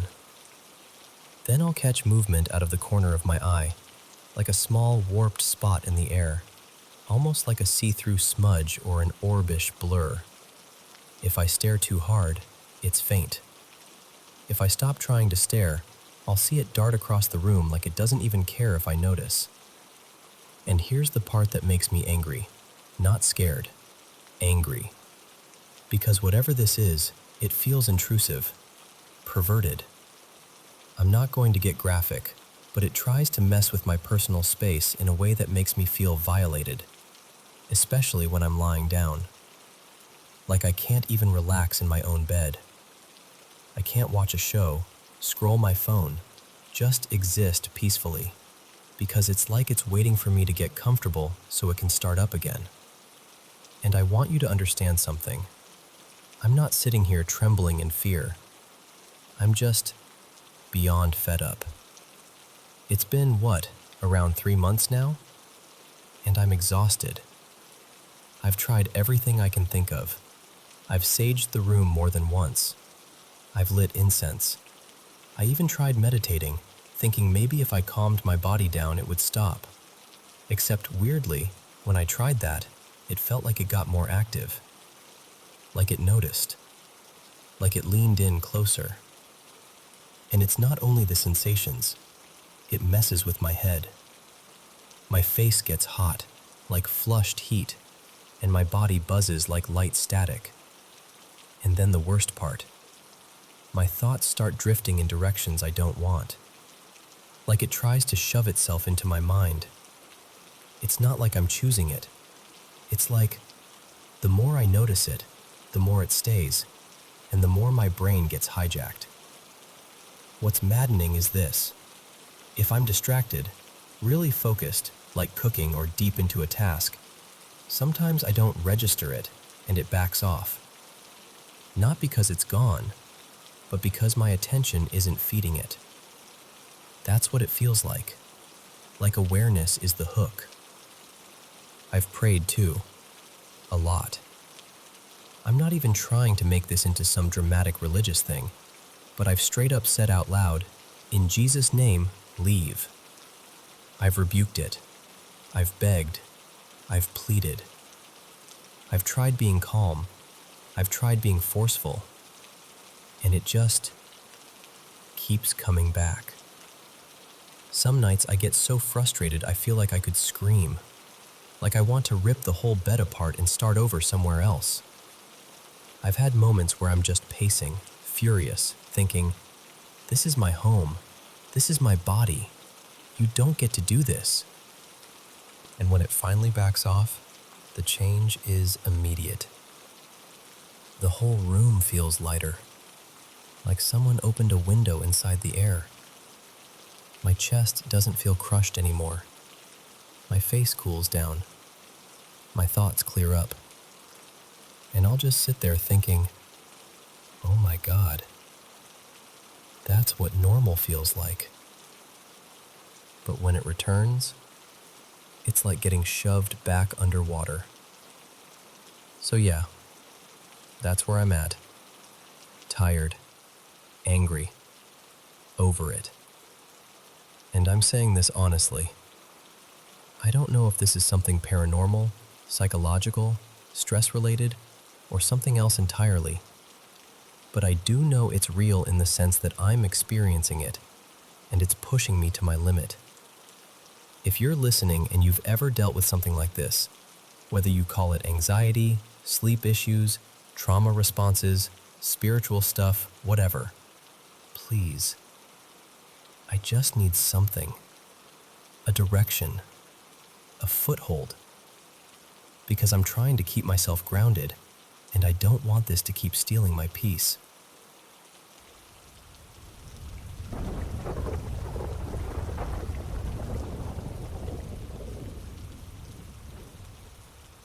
So, let me tell you about the house I live in.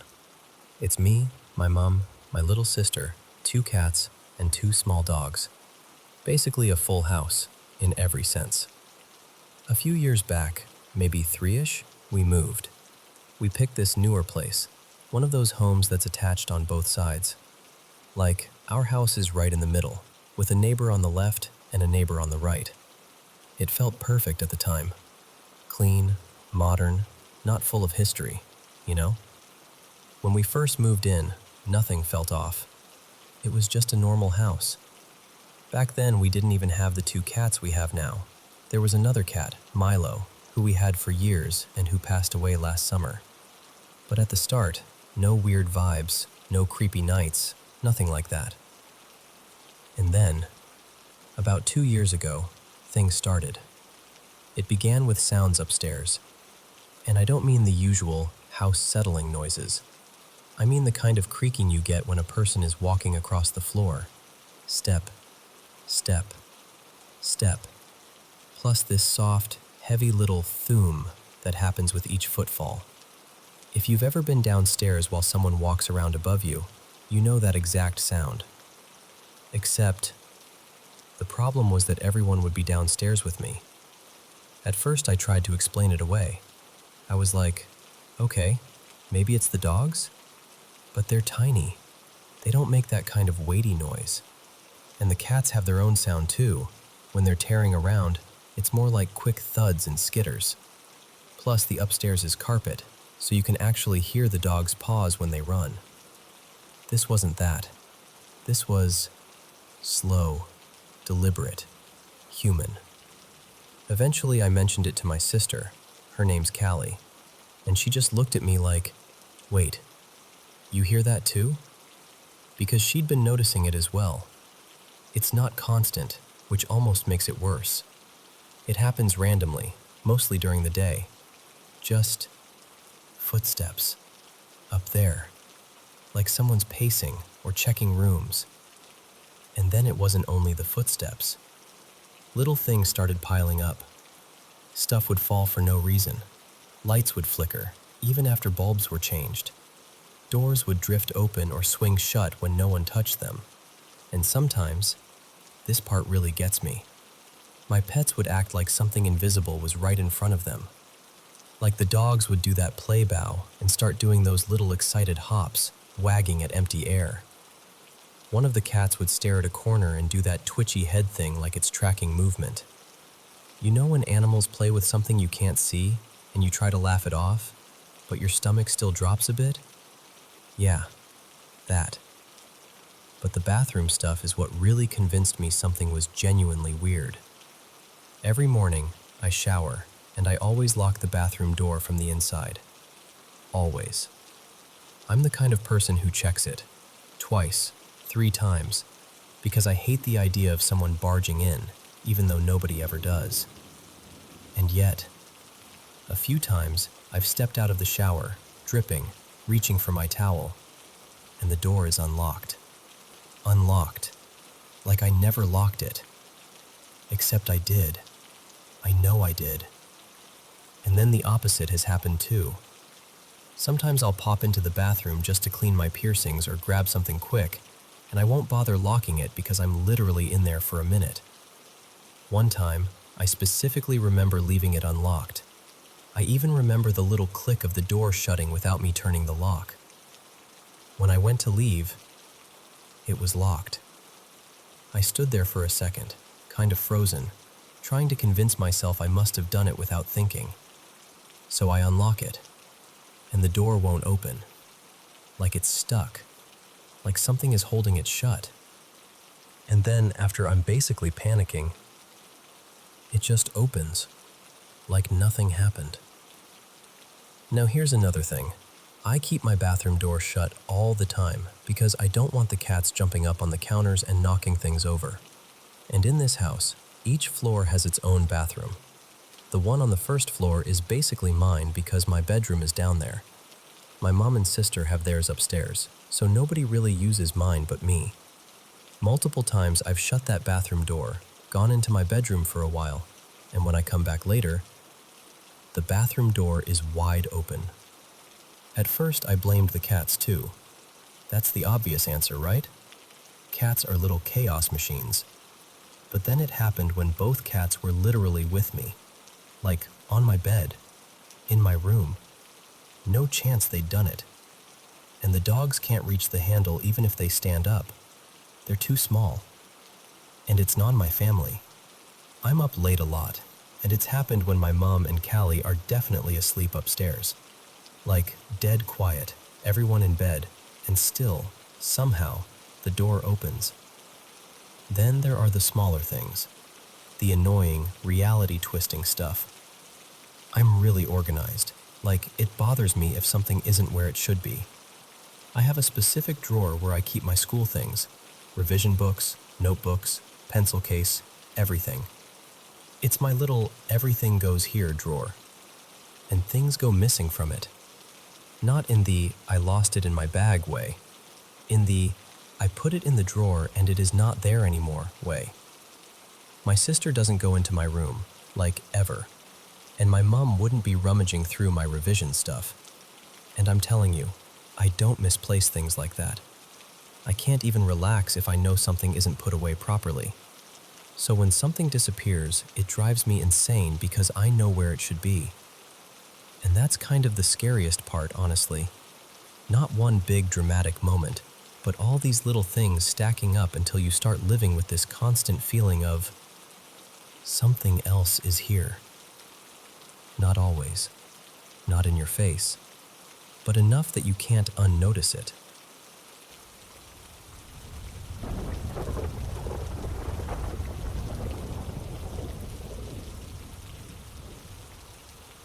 So the other day I was scrolling and saw someone talking about a mimic, and it hit me like a little mental whiplash, because I have a story that still gives me that cold, betrayed feeling in my chest when I remember it. Okay, quick setup because it matters. Back in 2019, my partner and I'll call him Eli, rented this small place in Washington. It was in a noisy area, like freeway close. You know that constant hum where even quiet never feels truly quiet?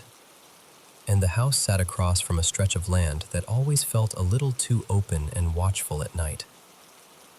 We worked opposite shifts, so there were days where we barely overlapped at all. This was one of those days. I got up, went to work, came home, and crashed without ever seeing him. We had 2 dogs back then. Big, sleep in the bed, no negotiation types. They always stayed glued to me until Eli came home, and then they'd do their whole routine, jumping down, dancing around him, acting like he'd returned from a war instead of a shift. So that night, I'm dead asleep, and I wake up to the dogs launching off the bed. I roll over and look through my bedroom doorway into the living room, and there he is. Eli's standing just inside the front door, and the dogs are spinning and prancing around him like idiots, happy, squealing, tails going a mile a minute. And he's laughing, doing that soft baby voice thing people do with dogs, like, "Oh, hey there." Then he looks up at me, smiles. He's wearing this bright, swirly tie-dye band shirt, one of his favorites, and a gray trucker hat. Totally normal, completely ordinary. And honestly, I remember feeling this warm little wave of relief, like, okay, he's home, everything's fine, and that deep, sleepy comfort slid right back over me. I barely even spoke. I think I just nodded, half asleep, and rolled back over. A minute later, I hear movement, like he's walking around, maybe in the kitchen. Cupboard noises. The normal sounds of someone coming home and existing. Then I feel the dogs hop back onto the bed and settle in again, their whole mission accomplished vibe. And I'm drifting, like maybe 20 minutes pass, give or take. Then I hear the front door open, again. The dogs explode off the bed again, same exact way, same frantic excitement. And I sit up because my brain can't quite make it make sense. And Eli walks in, says, "Oh, hey there." Same shirt, same hat, same cadence. I just stared at him, and my stomach did this awful drop, like the floor inside me fell out. I blurted, "Where did you go?" He pauses and gives me this confused look. "What do you mean?" And I'm suddenly wide awake, heart pounding, sitting upright like someone slapped me. "No, where did you just go?" You were already here." And he kind of laughs, but it's the nervous laugh you do when you're not sure if someone's joking. "Babe, I didn't go anywhere. I just got off work." That's when the fear really hit. Not like a jump scare fear, more like a creeping, crawling wrongness. Like my skin didn't sit right on my body anymore. Because I was so sure I'd just seen him come in, and the more I replayed it in my head, the more the first version of him started to feel off. Like, this is hard to explain without sounding ridiculous, but it's the truth. The first time, his eyes looked darker. Eli has these very clear, bright blue eyes, and I remember thinking afterward, I don't think they were blue. I kept staring at him and asking, "Are you really you?" Over and over, until he finally got kind of serious and said, "Yes, of course I'm me." And I know how this sounds, I really do, but I needed something I could anchor to. So I asked him to tell me something only we would know, something private, something no one else could guess. And he answered correctly, immediately, no hesitation. I didn't even relax though, I just felt shaken in a different way. Like, okay, so maybe he's him now, but what the hell was I looking at earlier? That night we made up a safety phrase, like a ridiculous little password, but we treated it seriously. Something we could use if either of us ever had that gut feeling again, like, prove you're you. And I remember saying out loud, quiet but firm, like I wanted the walls to hear it. Something like, "Don't do that again. Mimicking isn't welcome here." I know how it sounds, but I also remember the feeling, and it didn't feel like a dream. It felt like being fooled right to your face. And honestly, that was only one incident in that house. That place was active. After a while, the paranormal stuff almost became routine, which is a weird thing to admit. But it wasn't just me and Eli. Friends who stayed over had experiences too. People would come in skeptical and leave kind of quiet. Later on, we learned some heavy history about the house. Supposedly, a baby had passed there years earlier, and there'd also been another tenant who died there too, an overdose. I can't prove the stories, obviously, but hearing them didn't exactly make the place feel lighter. While we lived there were nights where it felt like something toyed with us. I had my hair gently tugged like someone was standing behind me. Objects would move, or get knocked, or, once, something got tossed in our direction like it wanted us to know it could. And I'm not talking, maybe it slid. I mean the kind of motion that makes your brain go blank for a second because it doesn't fit the rules. I even saw an apparition once, clear enough that I still remember exactly where it stood, like a stain in the air. But that night, him coming home twice, that's the one that sticks with me in a very particular way. Because it wasn't just scary, it felt personal. It felt like something borrowed the shape of someone I love and tried it on, just to see if it could. We moved away years ago, and I'm grateful for that. But every now and then, I'll see someone else mention a mimic, and it's like my body remembers before my mind even catches up. And if you've ever had something similar happen, if you've ever had that moment where someone looks right but doesn't feel right, I just want you to know, you're not alone in it. I don't know what it was. I can't give it a neat label. I just know what I saw, and I know how wrong it felt.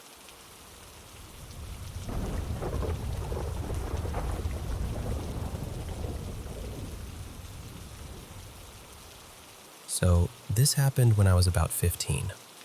I'm a grown adult now, and I still get that prickly goosebump feeling when I think about it. It was sometime around 2011 or 2012, I'm pretty sure. I'd been at my friend Maya's house all afternoon. One of those days where you lose track of time because you're laughing, snacking, just being a kid. Then my dad, Mark, texted that he was outside to pick me up. By the time I got in the car, the sun had already dropped and it was properly dark.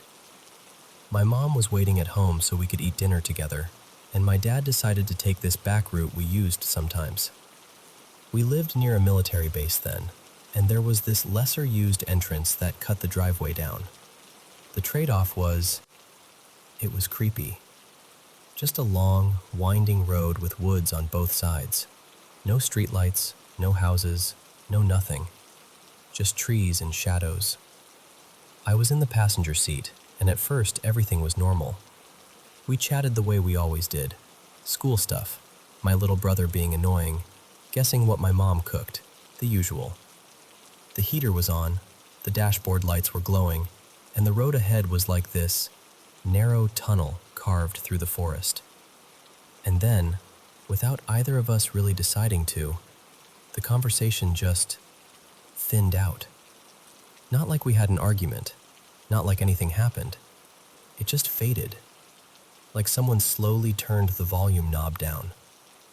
A minute later, I felt cold, like suddenly cold, which didn't make sense because the car was warm. And then I got this sensation on the back of my head, right at the base of my skull, like the feeling you get when someone is staring at you from behind. I didn't move. I didn't say a word. I kept my eyes forward, glued to the road. But I could see my dad in my peripheral vision, and he had changed too. His posture got a little tighter. His face looked focused, but not in a normal, driving carefully way. More like he was trying to keep himself calm. The car was an SUV at the time, with 2 rows behind us. Plenty of space back there. And this is the part that still makes me uncomfortable to describe. I got this strong, almost instinctive command in my head. Do not look behind you. Like it wasn't even a thought I formed. It was a rule that suddenly existed. And along with that came this other feeling, just as clear. Something is in the back. Not a person you could explain, not a shape you could picture, just a presence. Like the air back there had weight. And I remember thinking, very quietly, very carefully, if I don't acknowledge it, nothing will happen. Like saying it out loud would make it real in the worst way. So I stayed silent. I didn't turn my head. I didn't check the side mirror. I didn't even shift in my seat. I just watched the road and listened to the hum of the tires like it was the only safe sound in the world. It felt like forever, but it was probably just a couple minutes. Then we started approaching the base gate, and everything changed. There were floodlights up ahead, bright, harsh lights, and suddenly the world wasn't just darkness and trees anymore. We pulled up, checked in, drove through, and kept going toward home. Somewhere between that gate and our driveway, the feeling eased off. Like whatever it was couldn't, or wouldn't, follow us into the light and the normalness of things. We pulled into the driveway, and my dad parked. Engine off. Silence. And here's what's weird. Neither of us got out. We just sat there, still.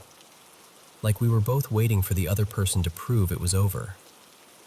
I remember my hands felt a little numb, like I'd been clenching without realizing it. Finally, I turned and looked at my dad, ready to make some dumb joke and break the tension. And his expression, I can't even fully describe it. It was like he was trying to act casual, but his eyes were saying, "Please tell me you felt that too." I went, "What?" He hesitated, then nodded slightly toward the back seats and said, really quietly, "Okay, when we were driving just now, did you feel something? Like someone was in the back?" My stomach dropped. Instant chills. The kind that start in your shoulders and rush all the way down your arms. And I just whispered, "Yes." I told him I'd felt it the whole time, and I didn't want to say anything because it felt like speaking would make it worse. And he let out this tense little laugh, like relief mixed with nerves, and admitted he hadn't wanted to say anything either. He said he didn't even want to look in the rearview mirror. He just kept his eyes on the road and waited for it to pass. We sat there another moment, both of us kind of absorbing the fact that we had shared the same exact experience without a single word. And I don't know what it was. I don't know if there's some psychological explanation, or if the road itself just messes with you, or if it was something else entirely. All I know is, whatever that feeling was, it felt real. And the part that stays with me the most isn't even the fear. It's the fact that my dad felt it too. At the same time, in the same silence. And we both, instinctively, chose the same thing. Don't look back.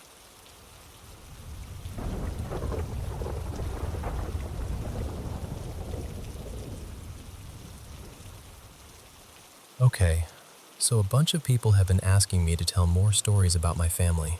And honestly, I get it. Because the truth is, my family's always been tuned in. Like, we've got gifts. We pick up on things. And sometimes, that means things pick up on us.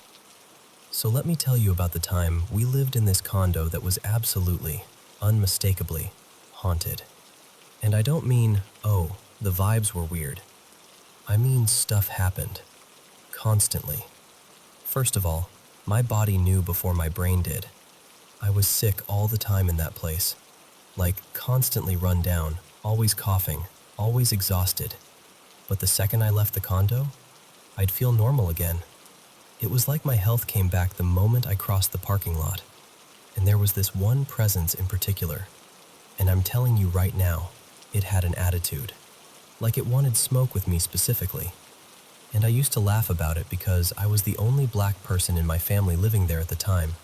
So I'd be like, oh great, we got a hateful little ghost too. Cute. Like an equal opportunity menace. But jokes aside, it wasn't funny for long. Because my niece, let's call her Maya. Maya was a little kid then, but she was already a medium.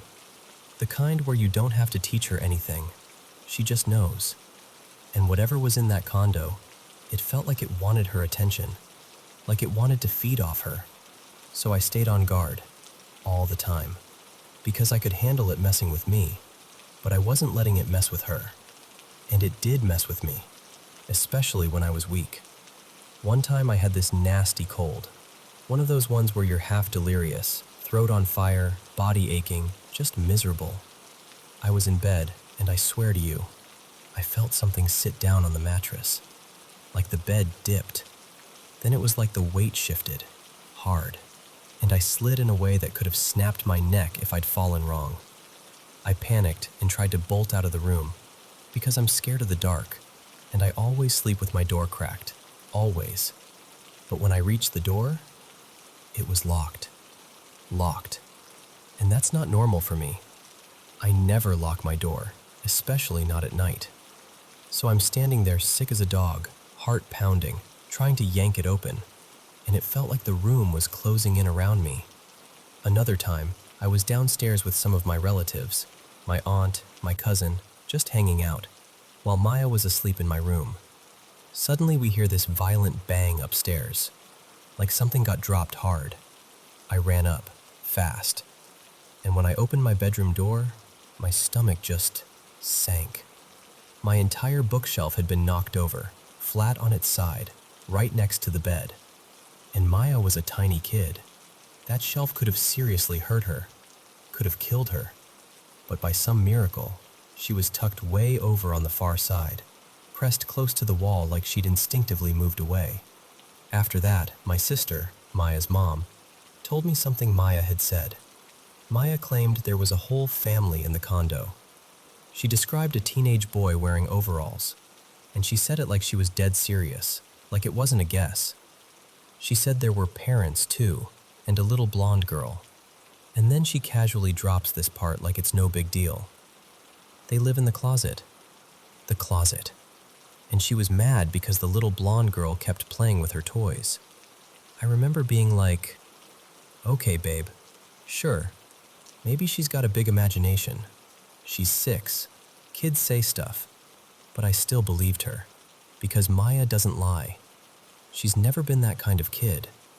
So fast forward years later, like almost a decade, and we start doing this thing where we zoom in on photos from that condo. Because weirdly, we'd noticed before that faces sometimes showed up. Like the tenants were always present, like they paid rent. So we're zooming in, laughing a little, creeping ourselves out. And then we get to this one photo. It's a picture of me with my older nieces.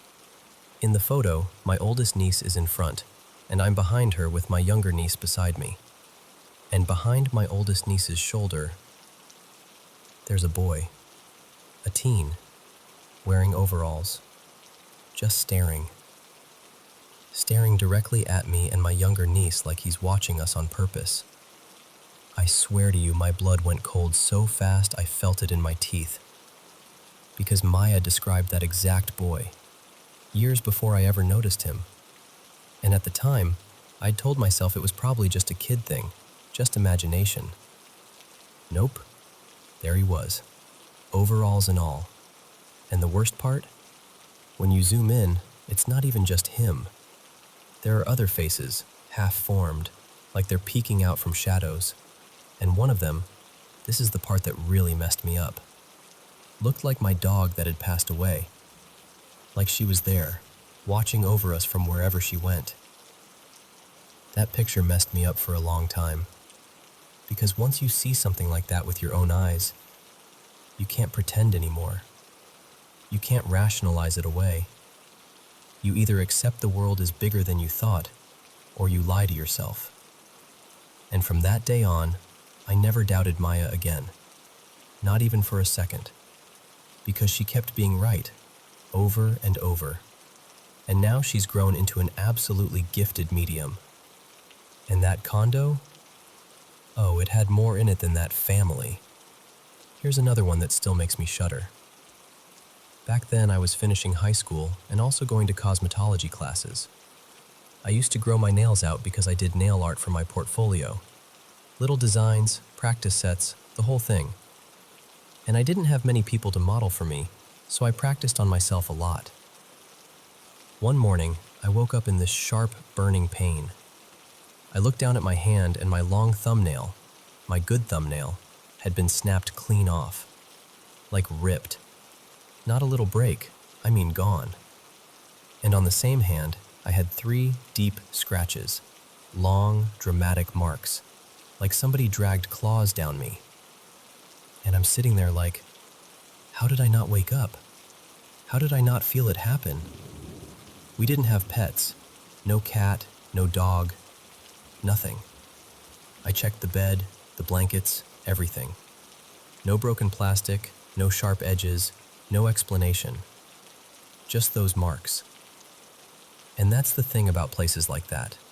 After a while, you're not even asking, is this real anymore? You're just trying to get through the day without being targeted. I know I'm telling this kind of fast, but honestly, it feels good to say it out loud. Because it takes a lot to scare me. And even then, I still hate when people act like you're crazy for describing something you lived through. My mom has passed since then, and she still visits sometimes. Not in a scary way, more like comfort. Like she checks in. So sometimes the gift part of all this outweighs the ugly side. But yeah, my family and I have always felt like we're haunted. Like something about us, about what we can sense, makes spirits restless. Like they notice us more. And the funniest part? We moved recently. New place, fresh start. And then Jordan comes up to me one day, completely serious, and says, "So, I found these condos we could look at." And I'm like, "Which condos?" And they named them. The same ones. But I'm older now. I'm not just scared. I can identify what's happening. I can feel manipulation when it tries to sneak in wearing a normal face. So no, we are not going back. Anyway, keep it spooky, because I've got plenty more. And trust me, this one was one of the lighter stories.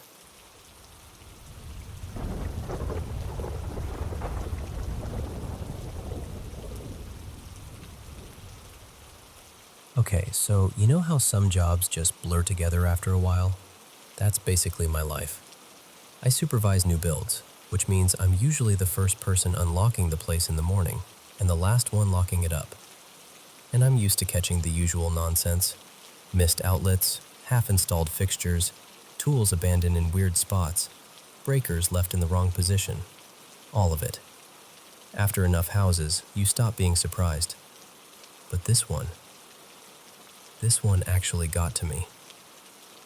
So I'm walking a house that the electricians, supposedly, wrapped up late yesterday afternoon. Nothing fancy, just my normal routine. Check the fixtures, test outlets, scan for trash, jot down punch list stuff. I'm moving room to room, kind of on autopilot, and I end up in one of the back bedrooms. Smaller one, with a view of the lot line and a muddy little backyard because it rained the night before. Anyway, I go to check the closet, and the closet light is on. Not like, oh, they forgot to shut it off, because that happens. It was more the vibe of it. Bright, steady, almost too clean looking for a dusty, unfinished closet. But whatever. I reach for the switch outside the closet and flip it. Nothing. I flip it down, up, down again. Still nothing. No click feel change, no flicker, no dimming. Just the light stays on like the switch doesn't even exist. So I'm thinking, okay, maybe someone wired it hot by mistake. It happens. Rare, but it happens. And I'm already annoyed because that's not a later fix. That's a get back here fix. I step into the closet and go to unscrew the bulb, just to kill it and prove the point. And when my fingers touch the bulb, this is the part I can't shake. It's cold. Like room temperature. Not even a little warm. No heat at all. But it's still lit. Bright as anything. I just freeze for a second, because my brain's trying to file it away under electrical weirdness. But nothing about that makes sense. Even an LED gives off some heat when it's been on. And this thing looked like it had been on for a while. So I back out and call the lead electrician. His name's Marcus. Good guy, dependable, not the type to mess around. I tell him, hey, there's a closet light in the back bedroom that's stuck on. Switch doesn't work. I think it's wired wrong. There's a pause, and Marcus goes, that bedroom doesn't have a closet light. We didn't rough one in. There's no line in that closet. And I'm literally standing there staring at a working light. So I'm like, Marcus, I'm looking at it right now. He swears up and down, no, there's no fixture on that plan, no wire run, nothing. He even tells me which circuits they tied in that side of the house. Says if I'm seeing a light, it didn't come from them. I'm standing there with my phone in my hand, and I decide, fine, picture. At least then I'm not arguing about something that sounds like I'm losing it. I step back into the closet, lift my phone, and the light is off. Just off. Completely dead. Like it never existed as anything other than a cheap little fixture screwed to the ceiling. I hit the switch again. Nothing. I try it slow. I try it fast, like that matters.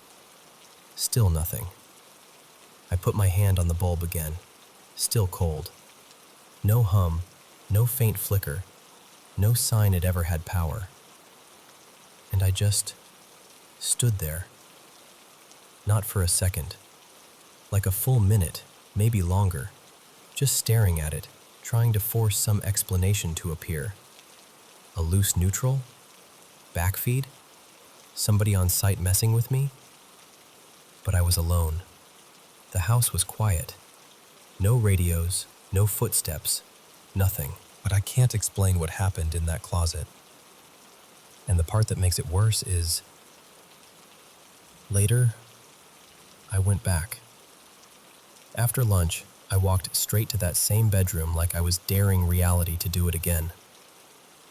Same closet, same fixture, still off. Switch still dead. I even checked the panel. Breaker positions looked normal. No power to that switch. No reason that light should have ever turned on in the first place. I didn't tell the builder. I can already hear how it would sound. Hey, so, funny thing, your house has a light that turns itself on even though it's not wired. Yeah, no thanks. I don't need to be known as the supervisor who thinks a closet is haunted. But I'll tell you this, something about that moment stuck with me. The way it felt, how suddenly it changed, how certain I was of what I saw. I've replayed it over and over, trying to poke holes in it, trying to make it make sense. And I still can't. It was just wrong. Like the house blinked. Like it showed me something for a second and then decided it didn't want to be caught.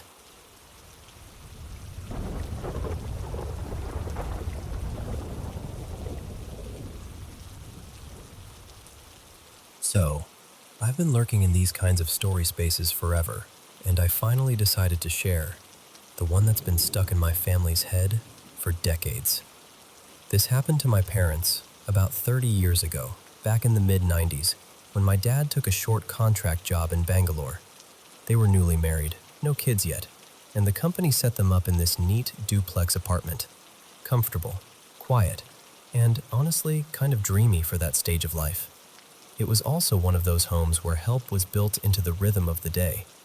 A couple of lively house staff came in, cleaning, groceries, most of the cooking, so my mom's days were pretty calm. She wasn't working at the time, so she'd spend her mornings puttering around the house, reading, calling family, that kind of thing. Now here's the first small thing that, in hindsight, feels like a warning sign. There was an older lady living on the same floor, Ms. Shanta, I think my mom said her name was. Polite enough, but she had this habit of staring just a beat too long. Not rude, just like she was trying to decide something. One day, after a few hellos in the hallway, she goes, "You're staying in that flat?" My mom, confused, just nods, and the woman tilts her head and says, "You don't feel anything?" My mom asked what she meant, but the woman didn't really answer. She just kept repeating, in different ways, that my mom shouldn't be alone there for long. My mom brushed it off, like, okay, maybe she's lonely. Maybe she's superstitious. Maybe she's just older and anxious. My parents were both skeptics, the type who'd rather laugh at a ghost story than believe one. Then came the morning. It was bright out, cool, clean Bangalore weather. Around 8-ish. One of the house staff had just finished mopping, and the floors still had that slightly damp, squeaky look. My mom was in the kitchen with my dad's visiting aunt, Auntie Mira, who was staying with them for a week. My dad was in the living room, sitting in one of those cushy armchairs with the newspaper open. Their living room layout was really simple, 2 armchairs with a little table between them for the landline, and to the left, big sliding balcony doors that let in a ton of light. The phone rang. My mom picked it up and immediately went quiet. It was a relative calling with bad news. My mom's grandmother, who'd been very old and had been fading for a while, had passed away. Natural causes. Peaceful, they said. But still, my mom adored her. Like, truly close. So she's standing there holding the receiver, trying to keep it together, and then she hands the phone to my dad so he can speak to the family too. And as my dad reaches out to take the receiver, a single, heavy drop of dark red liquid falls to the floor.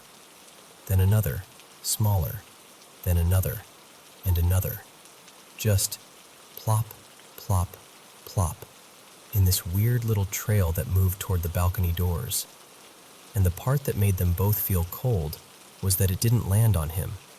It didn't hit his feet. It didn't splash his pants. It was like whatever was dropping was deliberately avoiding him, skipping neatly beside him. My mom said it looked exactly like fresh blood. Not paint, not rust water. Blood. The kind you'd see if someone had a deep cut. They froze. Because the floor had just been mopped. No one had walked through anything. No one was bleeding. My dad checked his hands, his arms. My mom checked hers. Auntie Mira checked herself. They looked at the ceiling. No leak, no crack, nothing wet above them. And the staff member who was still there? She took one glance, went pale, and flat out refused to come near it. So it just stayed there. And after that, my mom took the neighbor's advice more seriously. She started spending afternoons out of the house, at a nearby library, sometimes a cafe. My dad would meet her after work, and they'd come home together. Time moved on.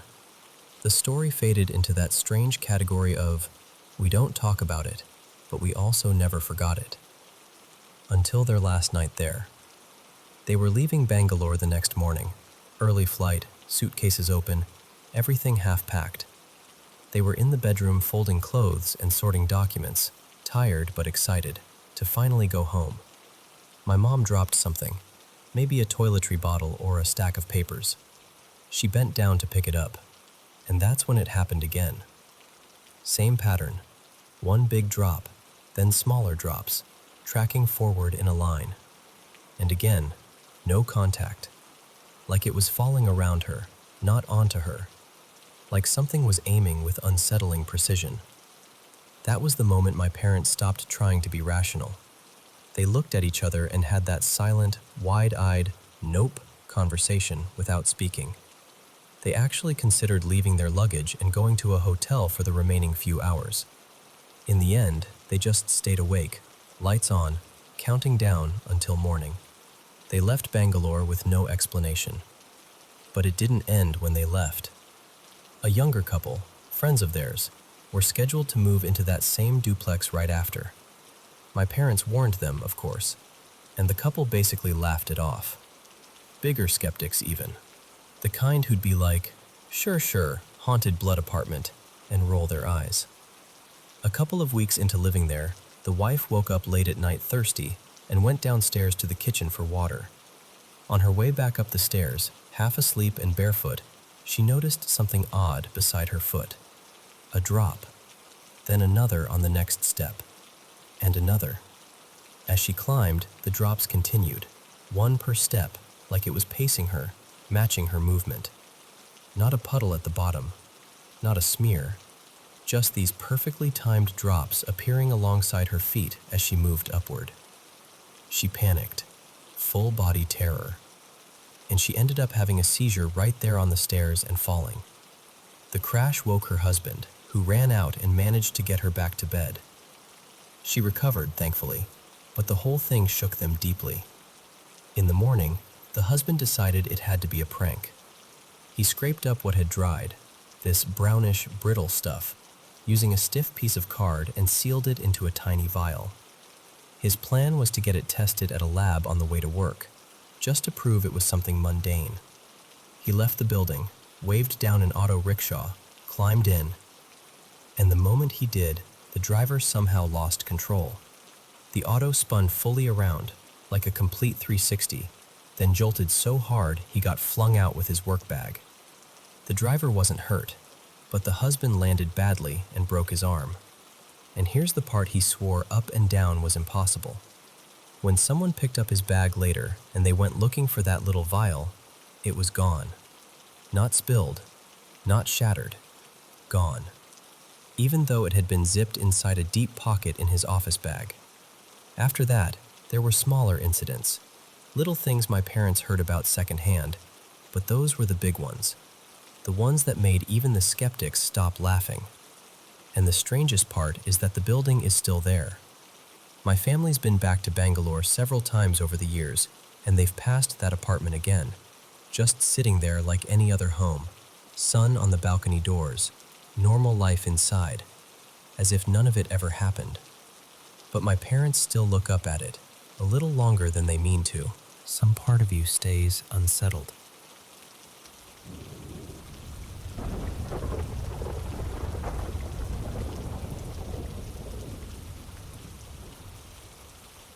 So before I tell you any of this, you have to understand, I've never been a ghost person.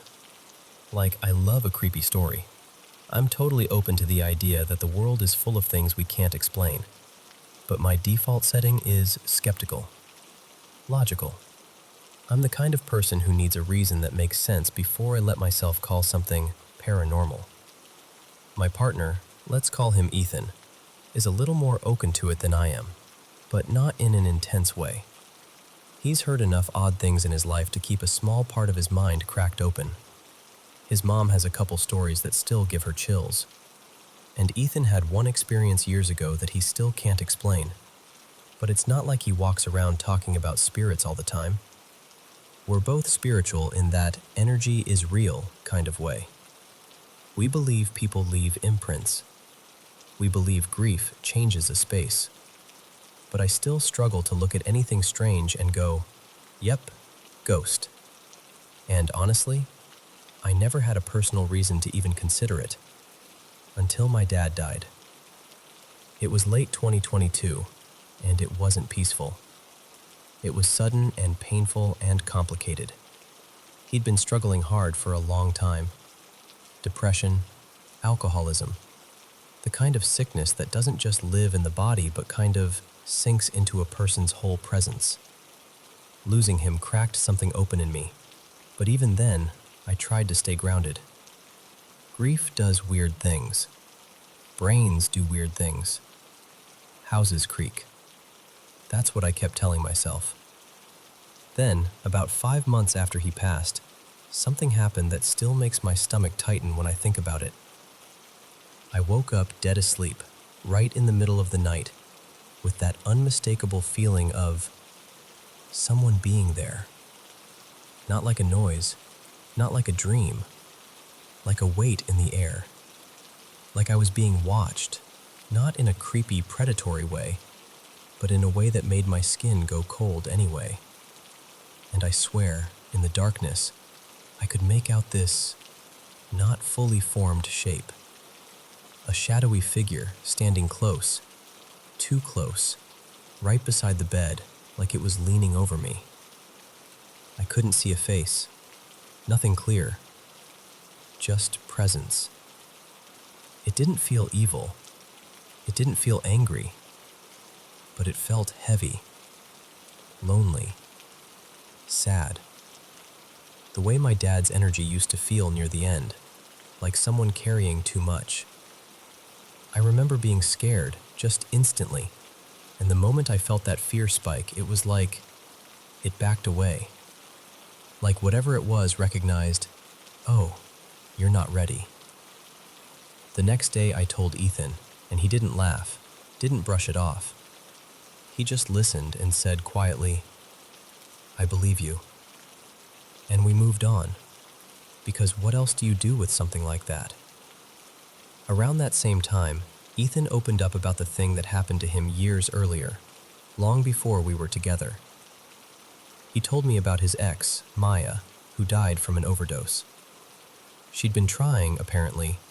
She'd gotten clean, slipped, and then it happened while she was alone, in some random place, with people who weren't really her people. She was only in her early 20s, and Ethan was dating her when she passed. He said a while after her death, he was in bed one night, half asleep, and he heard the front door open. You know how you can recognize someone's routine without even thinking about it? The little sounds, keys, shoes, a bag set down. He heard all of it and assumed it was his girlfriend at the time getting home from work, and then he fully woke up. His girlfriend wasn't home. She was still at work. He told me it wasn't scary. It didn't feel malicious. It felt familiar, like someone passing through, not trying to haunt him, just trying to be close for a second.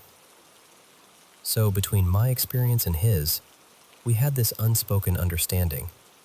Maybe there's more out there than we know, but we didn't obsess over it. Life kept moving. The house stayed normal, until recently. The last couple weeks have been different. It started small, one of those nights where you wake up briefly and the air feels off. Not a sound, not a sight, just a weird shift in the room, like the atmosphere got thicker. I didn't even say anything. I rolled over and forced myself back to sleep. I didn't want to give it power. I didn't want to spiral. But then, a few days later, Ethan admitted he'd felt something similar too. And then came the first thing we both heard. We were downstairs having dinner one evening, just the two of us in the kitchen, and we heard a door close upstairs.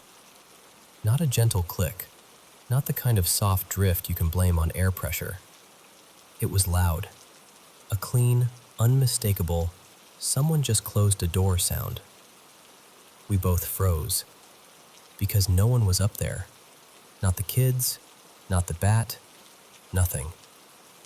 We just stared at each other like, "Did you hear that?" And the look on his face told me he did. Then a day or two after that, we were in our bedroom talking. I was standing near my vanity, and Ethan was sitting on the bed.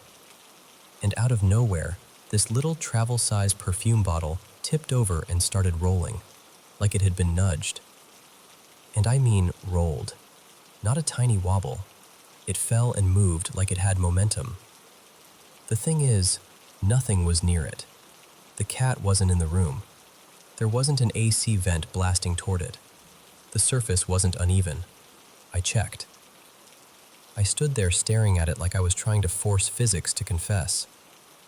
Ethan laughed in that nervous way people laugh when they don't know what else to do, and he goes, "Well, okay then. Guess we've got a roommate." We joked, but it wasn't really funny, because I'm telling you, there are weird moments you can talk yourself out of. And then there are moments where your brain runs through the entire list of explanations and comes up empty. Then, last night, we're watching a movie. And of course, it had to be a scary one. We're already on edge, already doing that pretend we're not scared thing. And suddenly the TV glitches, just for a second, and then it exits out of Netflix and opens a completely different streaming app. Not buffering, not a pause, not like someone hit back once. A whole other platform opens up like someone intentionally navigated there. Neither of us had the remote in our hands. It wasn't even within reach, and no one else was in the room. We just sat there in silence for a beat, and then Ethan goes, very quietly, "Okay, that's new." And here's the part I keep remembering in hindsight. About 2 weeks before all of this, we had this episode with the lights. Not a normal flicker like, "Oh, power surge." It was this eerie, repeated dim and brighten, like someone was playing with a switch, just enough to make you look up and go, "Wait, what was that?" The kids noticed too. Everyone got that uncomfortable little laugh going, like, "Haha, okay, weird." And then we moved on. But now it feels like that was the first tap on the shoulder. It feels random. And the strangest part is, whatever this is, it doesn't feel evil. It doesn't feel like something trying to hurt us. But it also doesn't feel like my dad. And it doesn't feel like Maya. It feels unfamiliar. Like something or someone trying to be noticed, but not necessarily trying to be understood. I did get a tarot reading recently where the reader said an ancestor was trying to connect, but even that doesn't quite fit the vibe. It's hard to explain. It's like the energy doesn't feel personal. It feels present. So I'm not sitting here saying, I'm convinced there's a ghost in my house. That still feels dramatic coming out of my mouth. But I am saying that I've run out of tidy explanations. And when you get to that point, when things keep happening in a way that feels intentional, you start to wonder if maybe the house isn't just a house. Maybe it's listening. Maybe it's responding.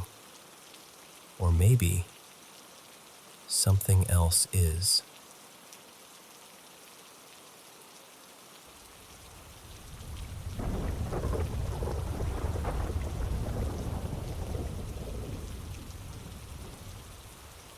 So earlier today, I'm sitting at my desk in my bedroom, half working and half doing that thing where you pretend you're being productive, scrolling an online store I shouldn't be on, watching a how to get your life together video like it's going to magically fix me. And then it hits. That sudden, heavy exhaustion. This has happened to me before, every now and then. It's like my body decides it's done for the day before my brain gets the memo.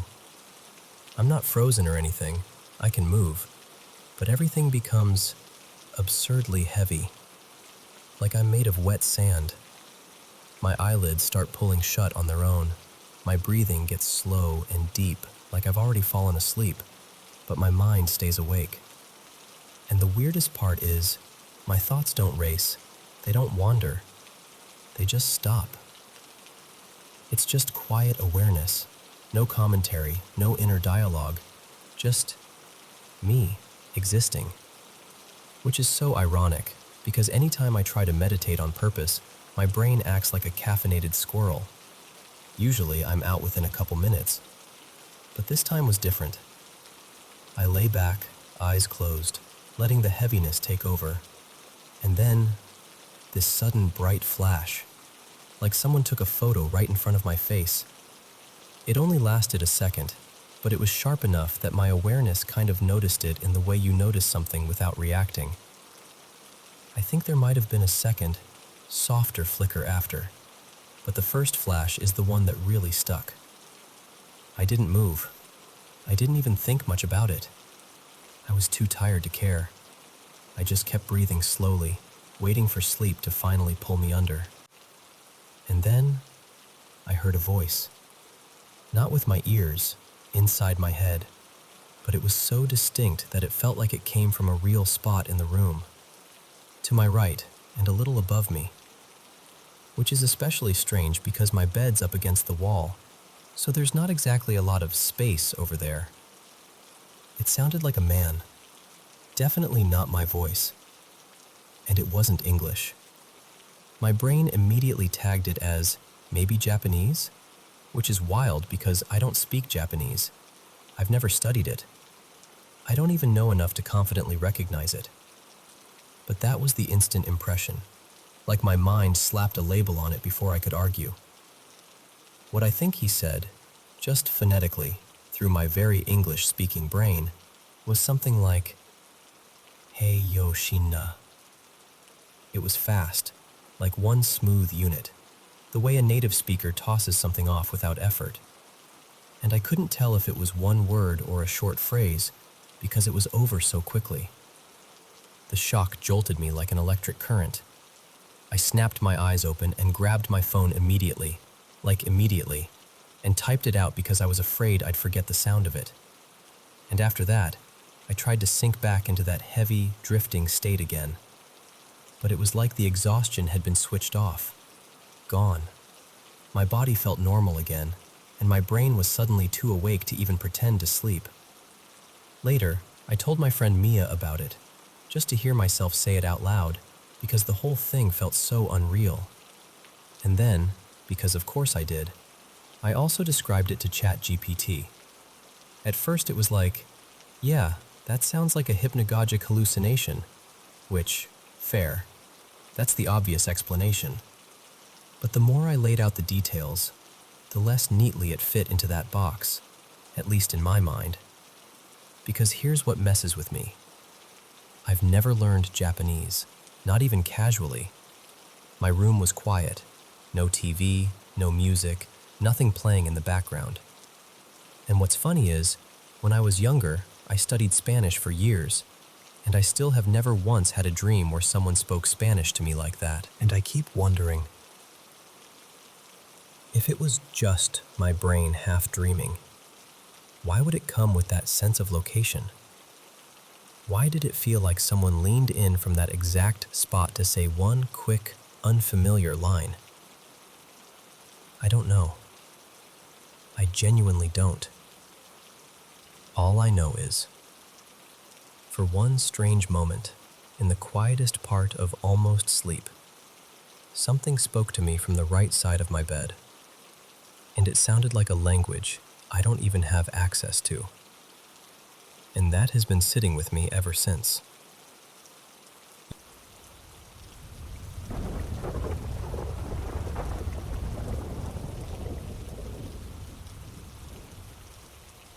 So, I've had a couple of experiences that still make my skin prickle when I talk about them, and somehow they all seem to point back to my grandfather, my dad's dad, who was gone long before I ever had a chance to meet him. He died when my dad was little, around 8, I think, and my dad, Graham, didn't talk about him much. Not in a dramatic, never speak of this again kind of way. More like, there just wasn't much to say out loud. But every now and then, when I was growing up, he'd mention him. He'd tell me he'd served in World War II, and that tiny bit of history felt like a thread I wanted to tug on forever. Graham and I both had this quiet fascination with that era. Here's the thing. I have this memory that is too vivid to be fuzzy nostalgia. I'm a kid, maybe 5. I'm in my dad's little office space, the one that always smelled faintly like paper and dust and whatever cologne he wore back then. He's showing me a photograph, black and white. A young man in uniform, leaning casually against a railing like someone snapped the picture during a break. Like he was trying to look relaxed, even though the uniform made everything feel serious. And I remember the feeling of it too, like I was being let in on something important, even if I didn't have the words for it yet. That photo, in my mind, lived in my dad's office. My dad kept all kinds of memorabilia down there. Old coins, little trinkets, random keepsakes in drawers that squeaked when you opened them. And the office always felt busy. Not scary. Never haunted house scary. Just like the air had too many thoughts in it. Like if you stayed quiet long enough, something might try to speak up. I didn't hang around down there much because it overwhelmed me. Again, not malicious. More like walking into a crowded room where everyone is talking at once, and you can't tell who's talking to you. Years later, in my 20s, I'm dating this guy named Eli. I'm working on a short story set around World War II, doing research, asking my dad questions, trying to build something that felt true. At some point, Eli and I are talking about my grandfather, and I'm like, wait, there's that photo. I should show you. That day, my dad had asked me to stop by and let his dogs out. So Eli comes with me, and I take him downstairs, already picturing exactly where the photo should be. Shelf, right side, near the little cluster of keepsakes. I walk in, I go right to it, and it's not there. Not even like it had been moved and left a dusty rectangle behind. It was just not there. I remember standing there, staring too long, doing that weird blink you do when you're waiting for your eyes to correct a mistake. The next day I ask my dad, casually at first, "Hey, where'd you move that photo of your dad?" And he goes, "What photo?" I kind of laugh, like he's teasing me. "The one in your office, the black and white photo, your dad in uniform." He stares at me, confused, and then he says something that made my stomach drop. He tells me he only ever had one photo of his dad. Only one. And he lost it when he was in his 20s. His car got stolen, and his wallet was inside. The car was recovered later, but the wallet was empty. Everything gone, including the photo. And here's what really messed with me. I described the picture anyway. The uniform, the pose, the railing, that exact relaxed lean. My dad goes pale, like genuinely pale, and he says, That's exactly what it looked like." Then he swears to me he never showed me that photo. Not once.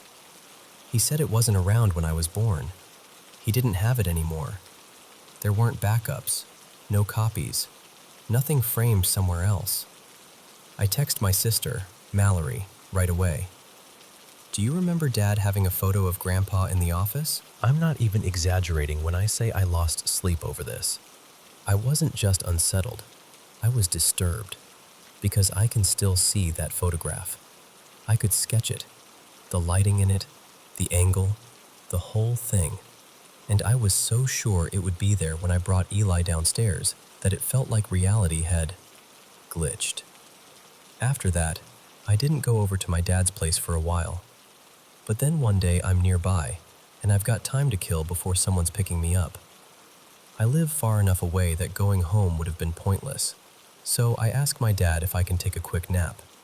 He's like, "Sure, crash on the basement couch." So I do. I'm lying there half asleep, eyes closed, brain floating, when I feel someone walk by.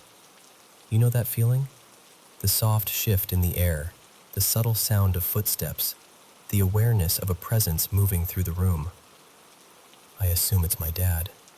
Then I hear, more than hear, sense, someone sit down in the chair right beside the couch, and it makes me feel weirdly comforted, warm, like, "Aw, he must miss me. He's hanging out down here while I nap." And then a man's voice, kind of warped, like it wasn't coming through clean, says, very plainly, "Your mare's going to win today." I open my eyes so fast my vision swims. My whole body goes ice cold, like the temperature dropped 10 degrees in a second. And the worst part was, I didn't recognize the voice. It wasn't my dad, not even close. I sat straight up, heart hammering, staring at that chair like I could force logic to reappear if I looked hard enough. I didn't. I grabbed my things and ran out of the basement like a kid again, like I couldn't stand to feel that busy air wrap around me one more time. And later that day, because of course this is the part that makes you want to laugh and scream at the same time, my horse actually did win. I haven't been back to that house since, and I haven't had anything else like that happen again. But sometimes I'll be doing something completely normal, folding laundry, walking through a quiet hallway, and that image flashes in my mind. That black and white photo that, according to everyone else, didn't exist in my lifetime. And I get chills all over again, because I still can't explain how I remember something so clearly, when apparently there was nothing there to remember.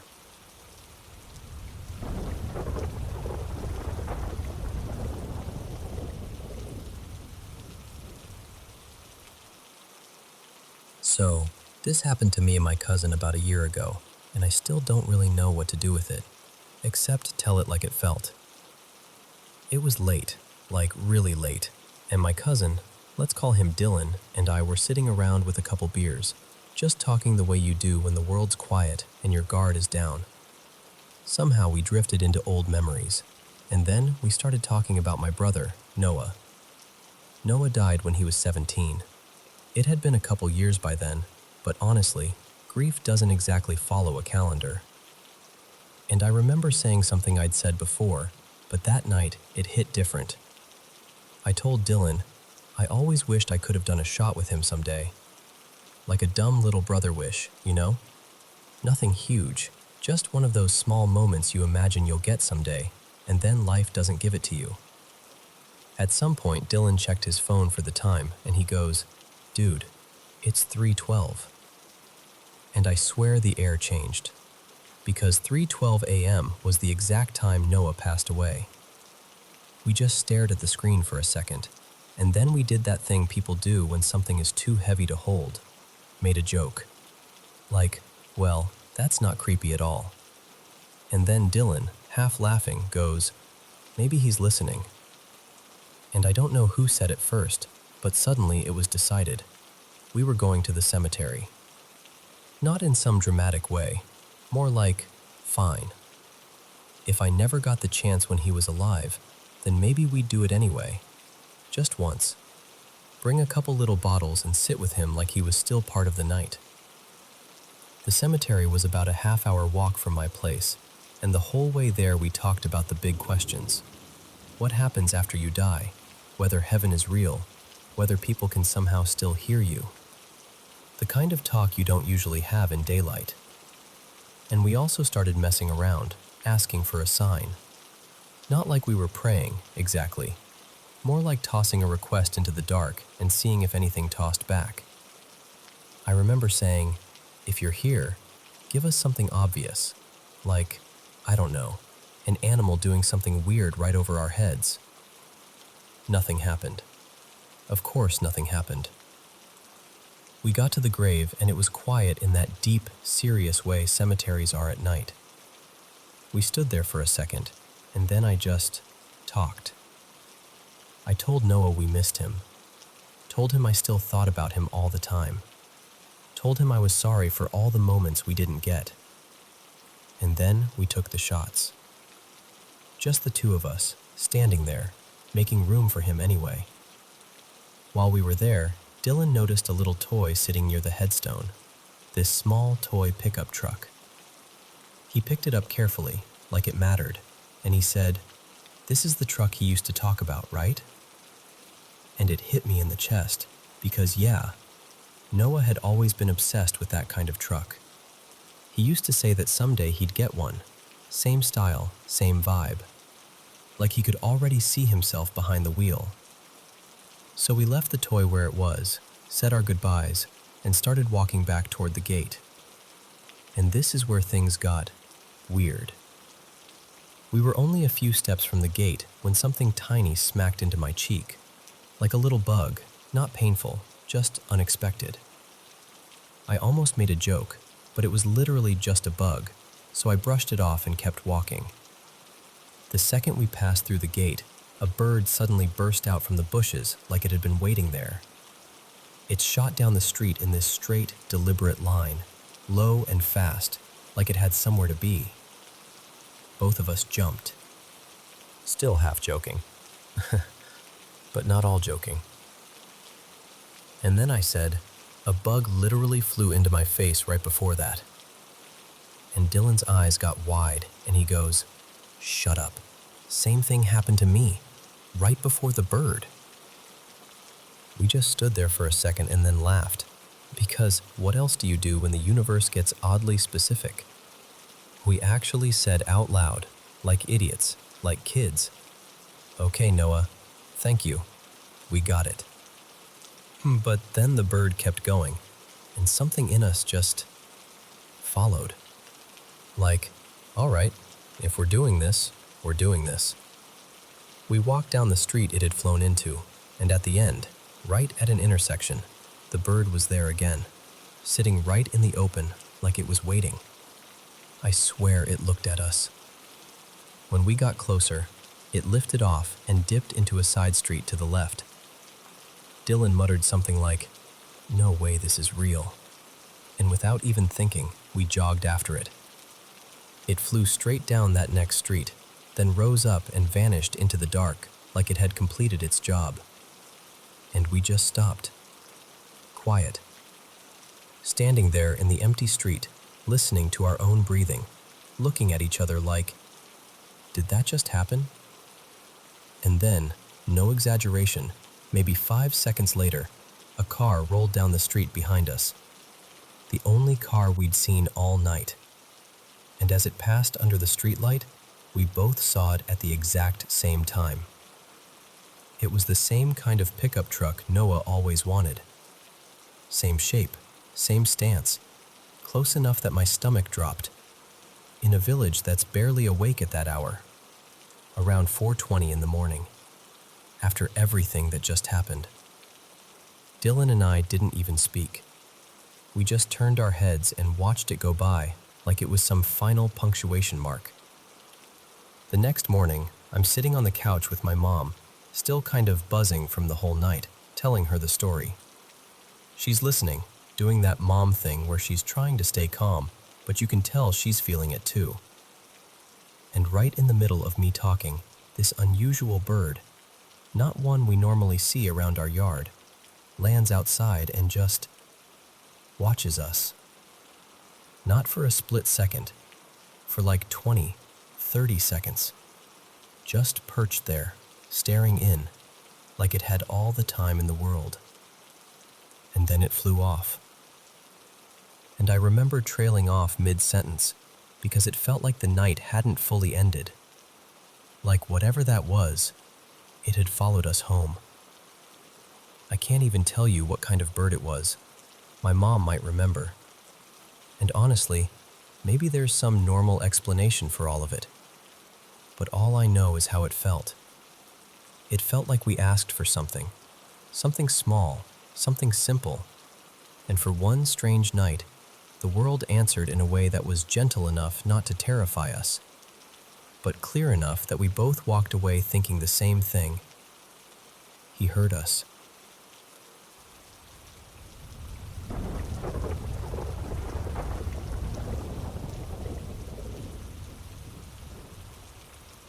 So, this goes way back. I was still in high school, late teens, working this part-time job after classes. And my manager, his name was Darius, was just one of those guys you instantly clicked with. Calm, sharp, funny as hell. He looked out for me, but never in a preachy way. Just solid. After closing sometimes, Darius would say, "Come on, man, let's get out of here." And we'd head over to this little neighborhood bar he liked. Not some fancy place, just loud music, dim lights, a couple pool tables, regulars who all seemed to know each other. And I'd be the only white kid in there, sticking out like a sore thumb. But nobody messed with me. No tension, no weird looks, nothing. Just people having their drinks, talking, laughing. We'd have a few beers, unwind, then call it a night. Now, here's where it gets layered. I also knew Darius's older brother, Reggie. Big dude, like the kind of guy where you notice him the second he walks into a room. And the year before I started working under Darius, Reggie and I had gotten into a fight. Dumb teenage stuff, pride and anger and all that. I won't act like I was some tough guy. It was messy and stupid, and honestly, I don't even remember what it was about anymore. But one morning, I pulled up to pick Darius up for work. He didn't have a car at the time, and Reggie happened to be outside. I remember that moment so clearly because my stomach dropped. Like, oh great, here we go. But Reggie just looked at me, kind of surprised, and goes, "That's you?" Like he couldn't believe I was the same kid from that fight. Then he laughed, actually laughed, and said something like, "Man, you got some nerve." And that was that. No revenge, no threats, just done. After that, Darius started seeing me differently.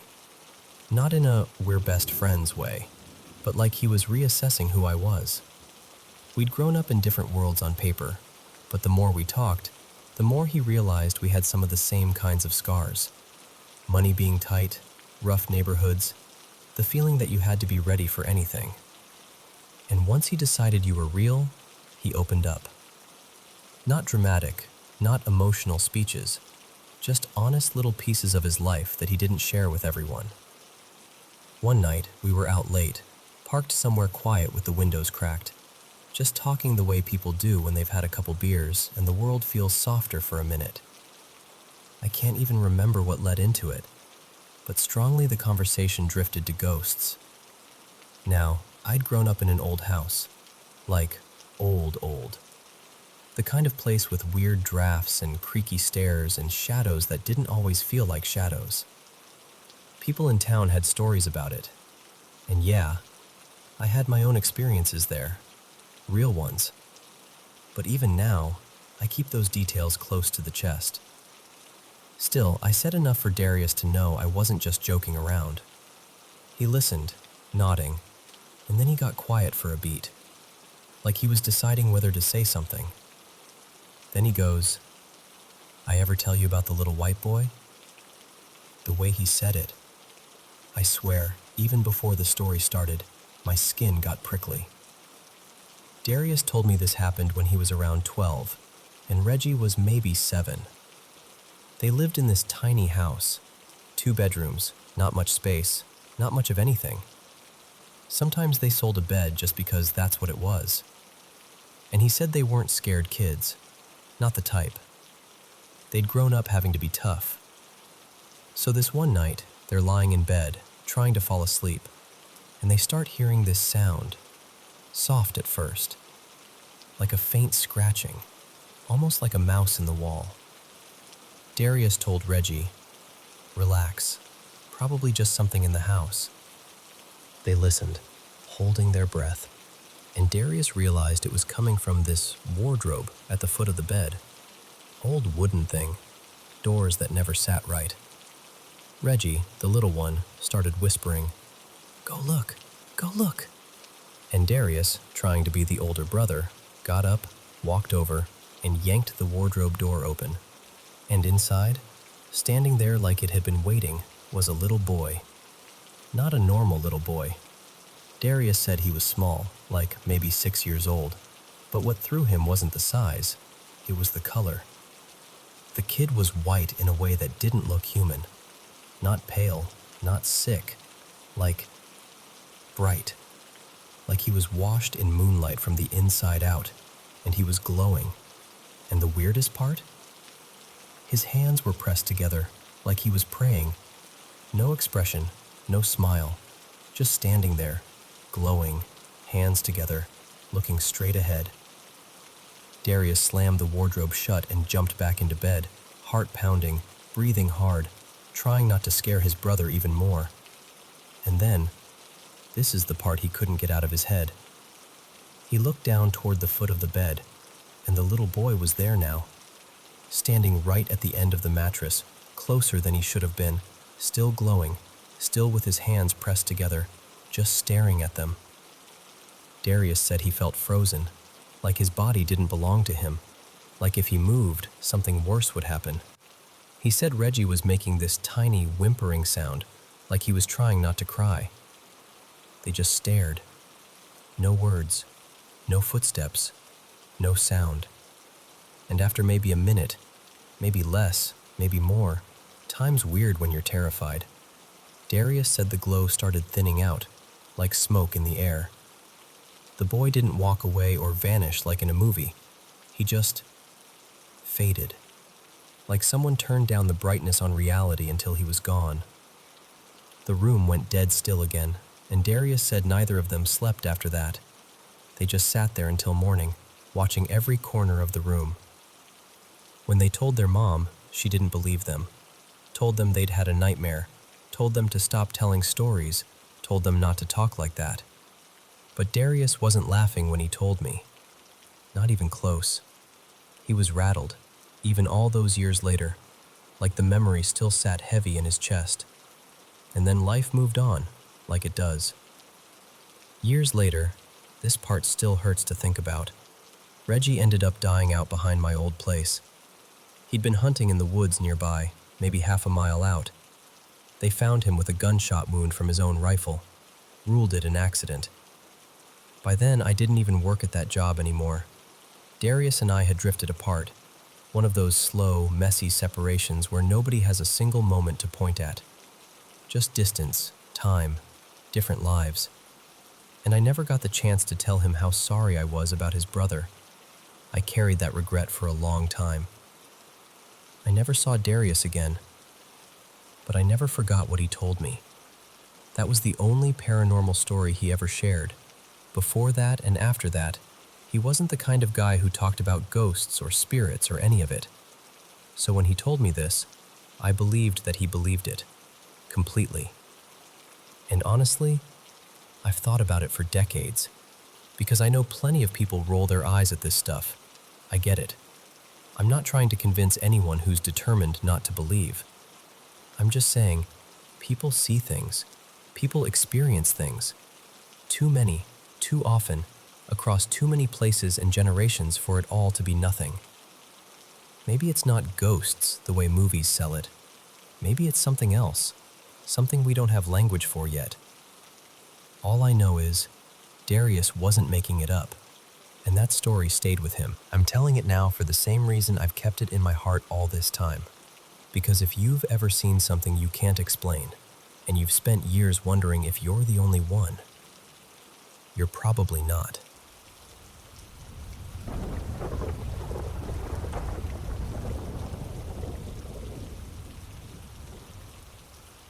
So, I grew up way out in Alaska.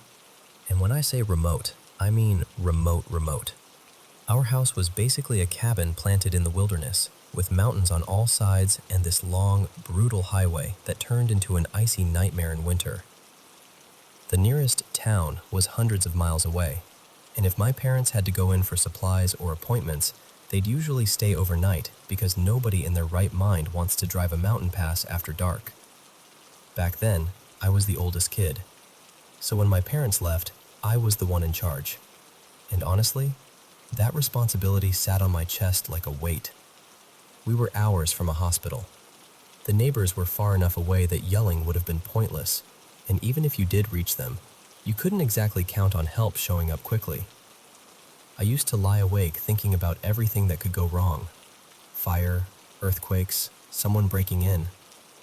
Alaska can feel like the Wild West sometimes, and as a teenager, that's not a comforting thought. And I need to tell you this part too, because it matters. Weird things followed me. Not just in that house, almost everywhere I lived, I'd see things, feel things. My grandpa, his name was Walt, and I swear that man was genuinely psychic. He'd talk about visions like they were weather reports, and sometimes they'd come true in ways that made your stomach drop.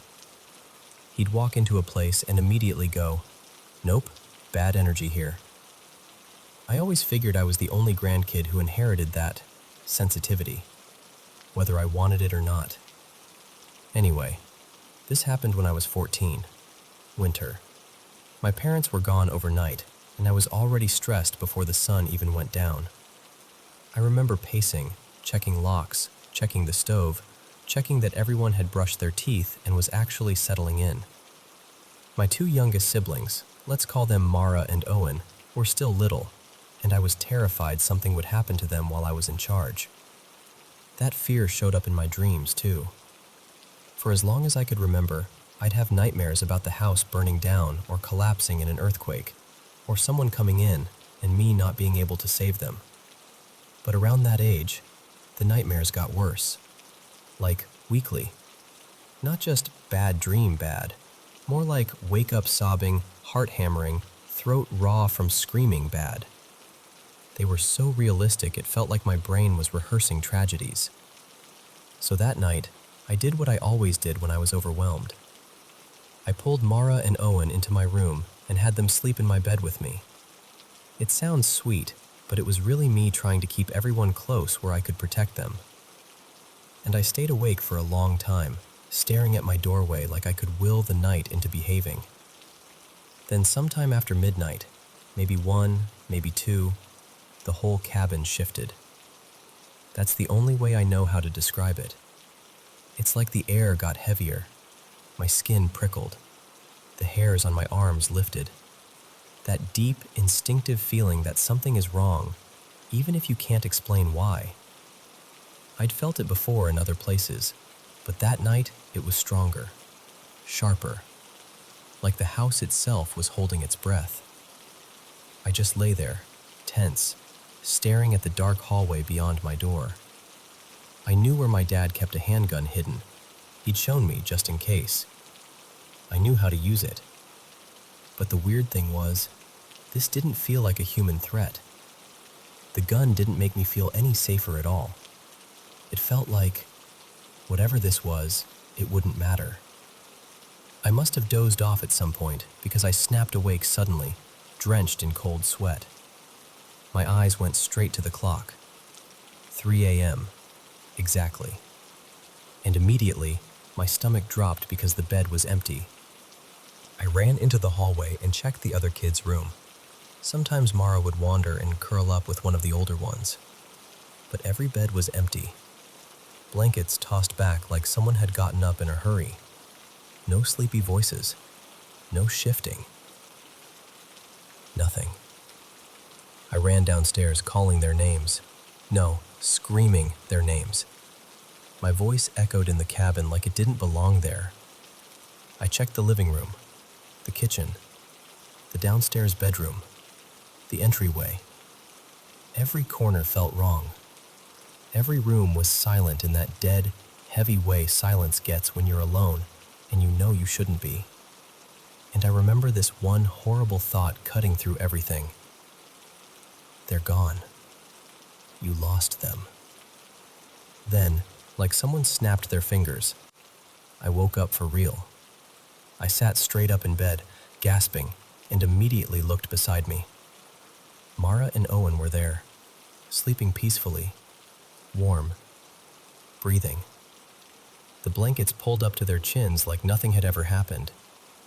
The relief hit me so hard it almost made me dizzy. I actually put my hand on Mara's shoulder just to feel her there, like I needed proof I wasn't still dreaming. And then I looked at the clock. 3 a.m. exactly.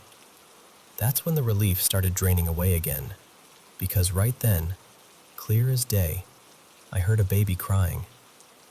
Not a faint sound, not something distant. A baby crying loudly, like it was only a few feet away.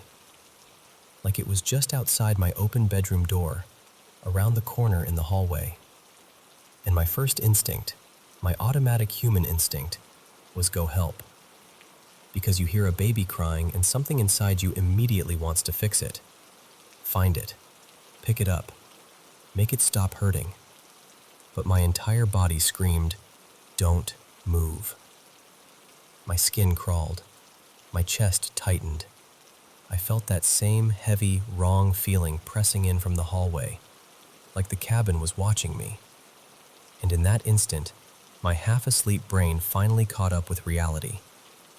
There were no babies in our house. Mara was the youngest, and she was 5. There wasn't a neighbor nearby with an infant. There wasn't anyone who could have brought a baby to our cabin in the middle of nowhere without us knowing. And even if there had been, why would a baby be crying right outside my door at 3 in the morning? The crying kept going. That awful, real infant cry. The kind that makes you picture a tiny red face, the hitching breath, that little gasp like they're trying to breathe and sob at the same time. Then the wailing again. It sounded so real it made my eyes water. It pulled at every protective instinct I had. But I stayed, frozen. I lay there staring at the doorway, not blinking, barely breathing, listening to it cry and cry and cry. And I didn't move a muscle until, at some point, I must have passed out from sheer exhaustion. When I woke up again, it was daylight. Merciful, ordinary daylight. The cabin felt normal. The air felt light again. No crying, no heaviness, no sense of being watched. I checked on everyone. All of my siblings were fine, laughing, sleepy, asking for breakfast like it was any other morning.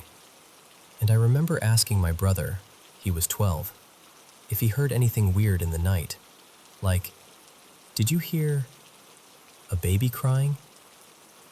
He looked at me like I'd sprouted a second head and just went, "No." And the thing is, plenty of strange things happened in that house. Enough that at the time, I almost filed it away as just another entry in the Alaska Cabin Weirdness folder. But as an adult, that night sticks with me more than anything. Sometimes I think something intelligent was trying to lure me into the hallway. Like it knew exactly what would make me move. Fear first, then a helpless baby's cry. Like it was testing which hook would work.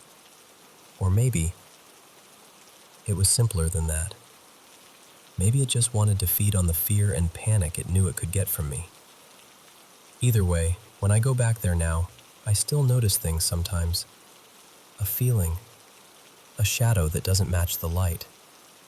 A sense that something is standing just out of sight. But it's not as intense anymore, and I've thought a lot about why.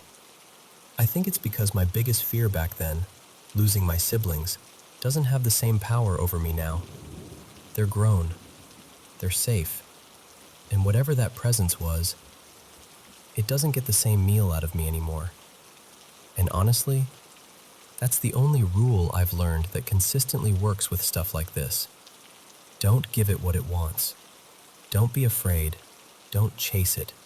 Don't answer when it calls you.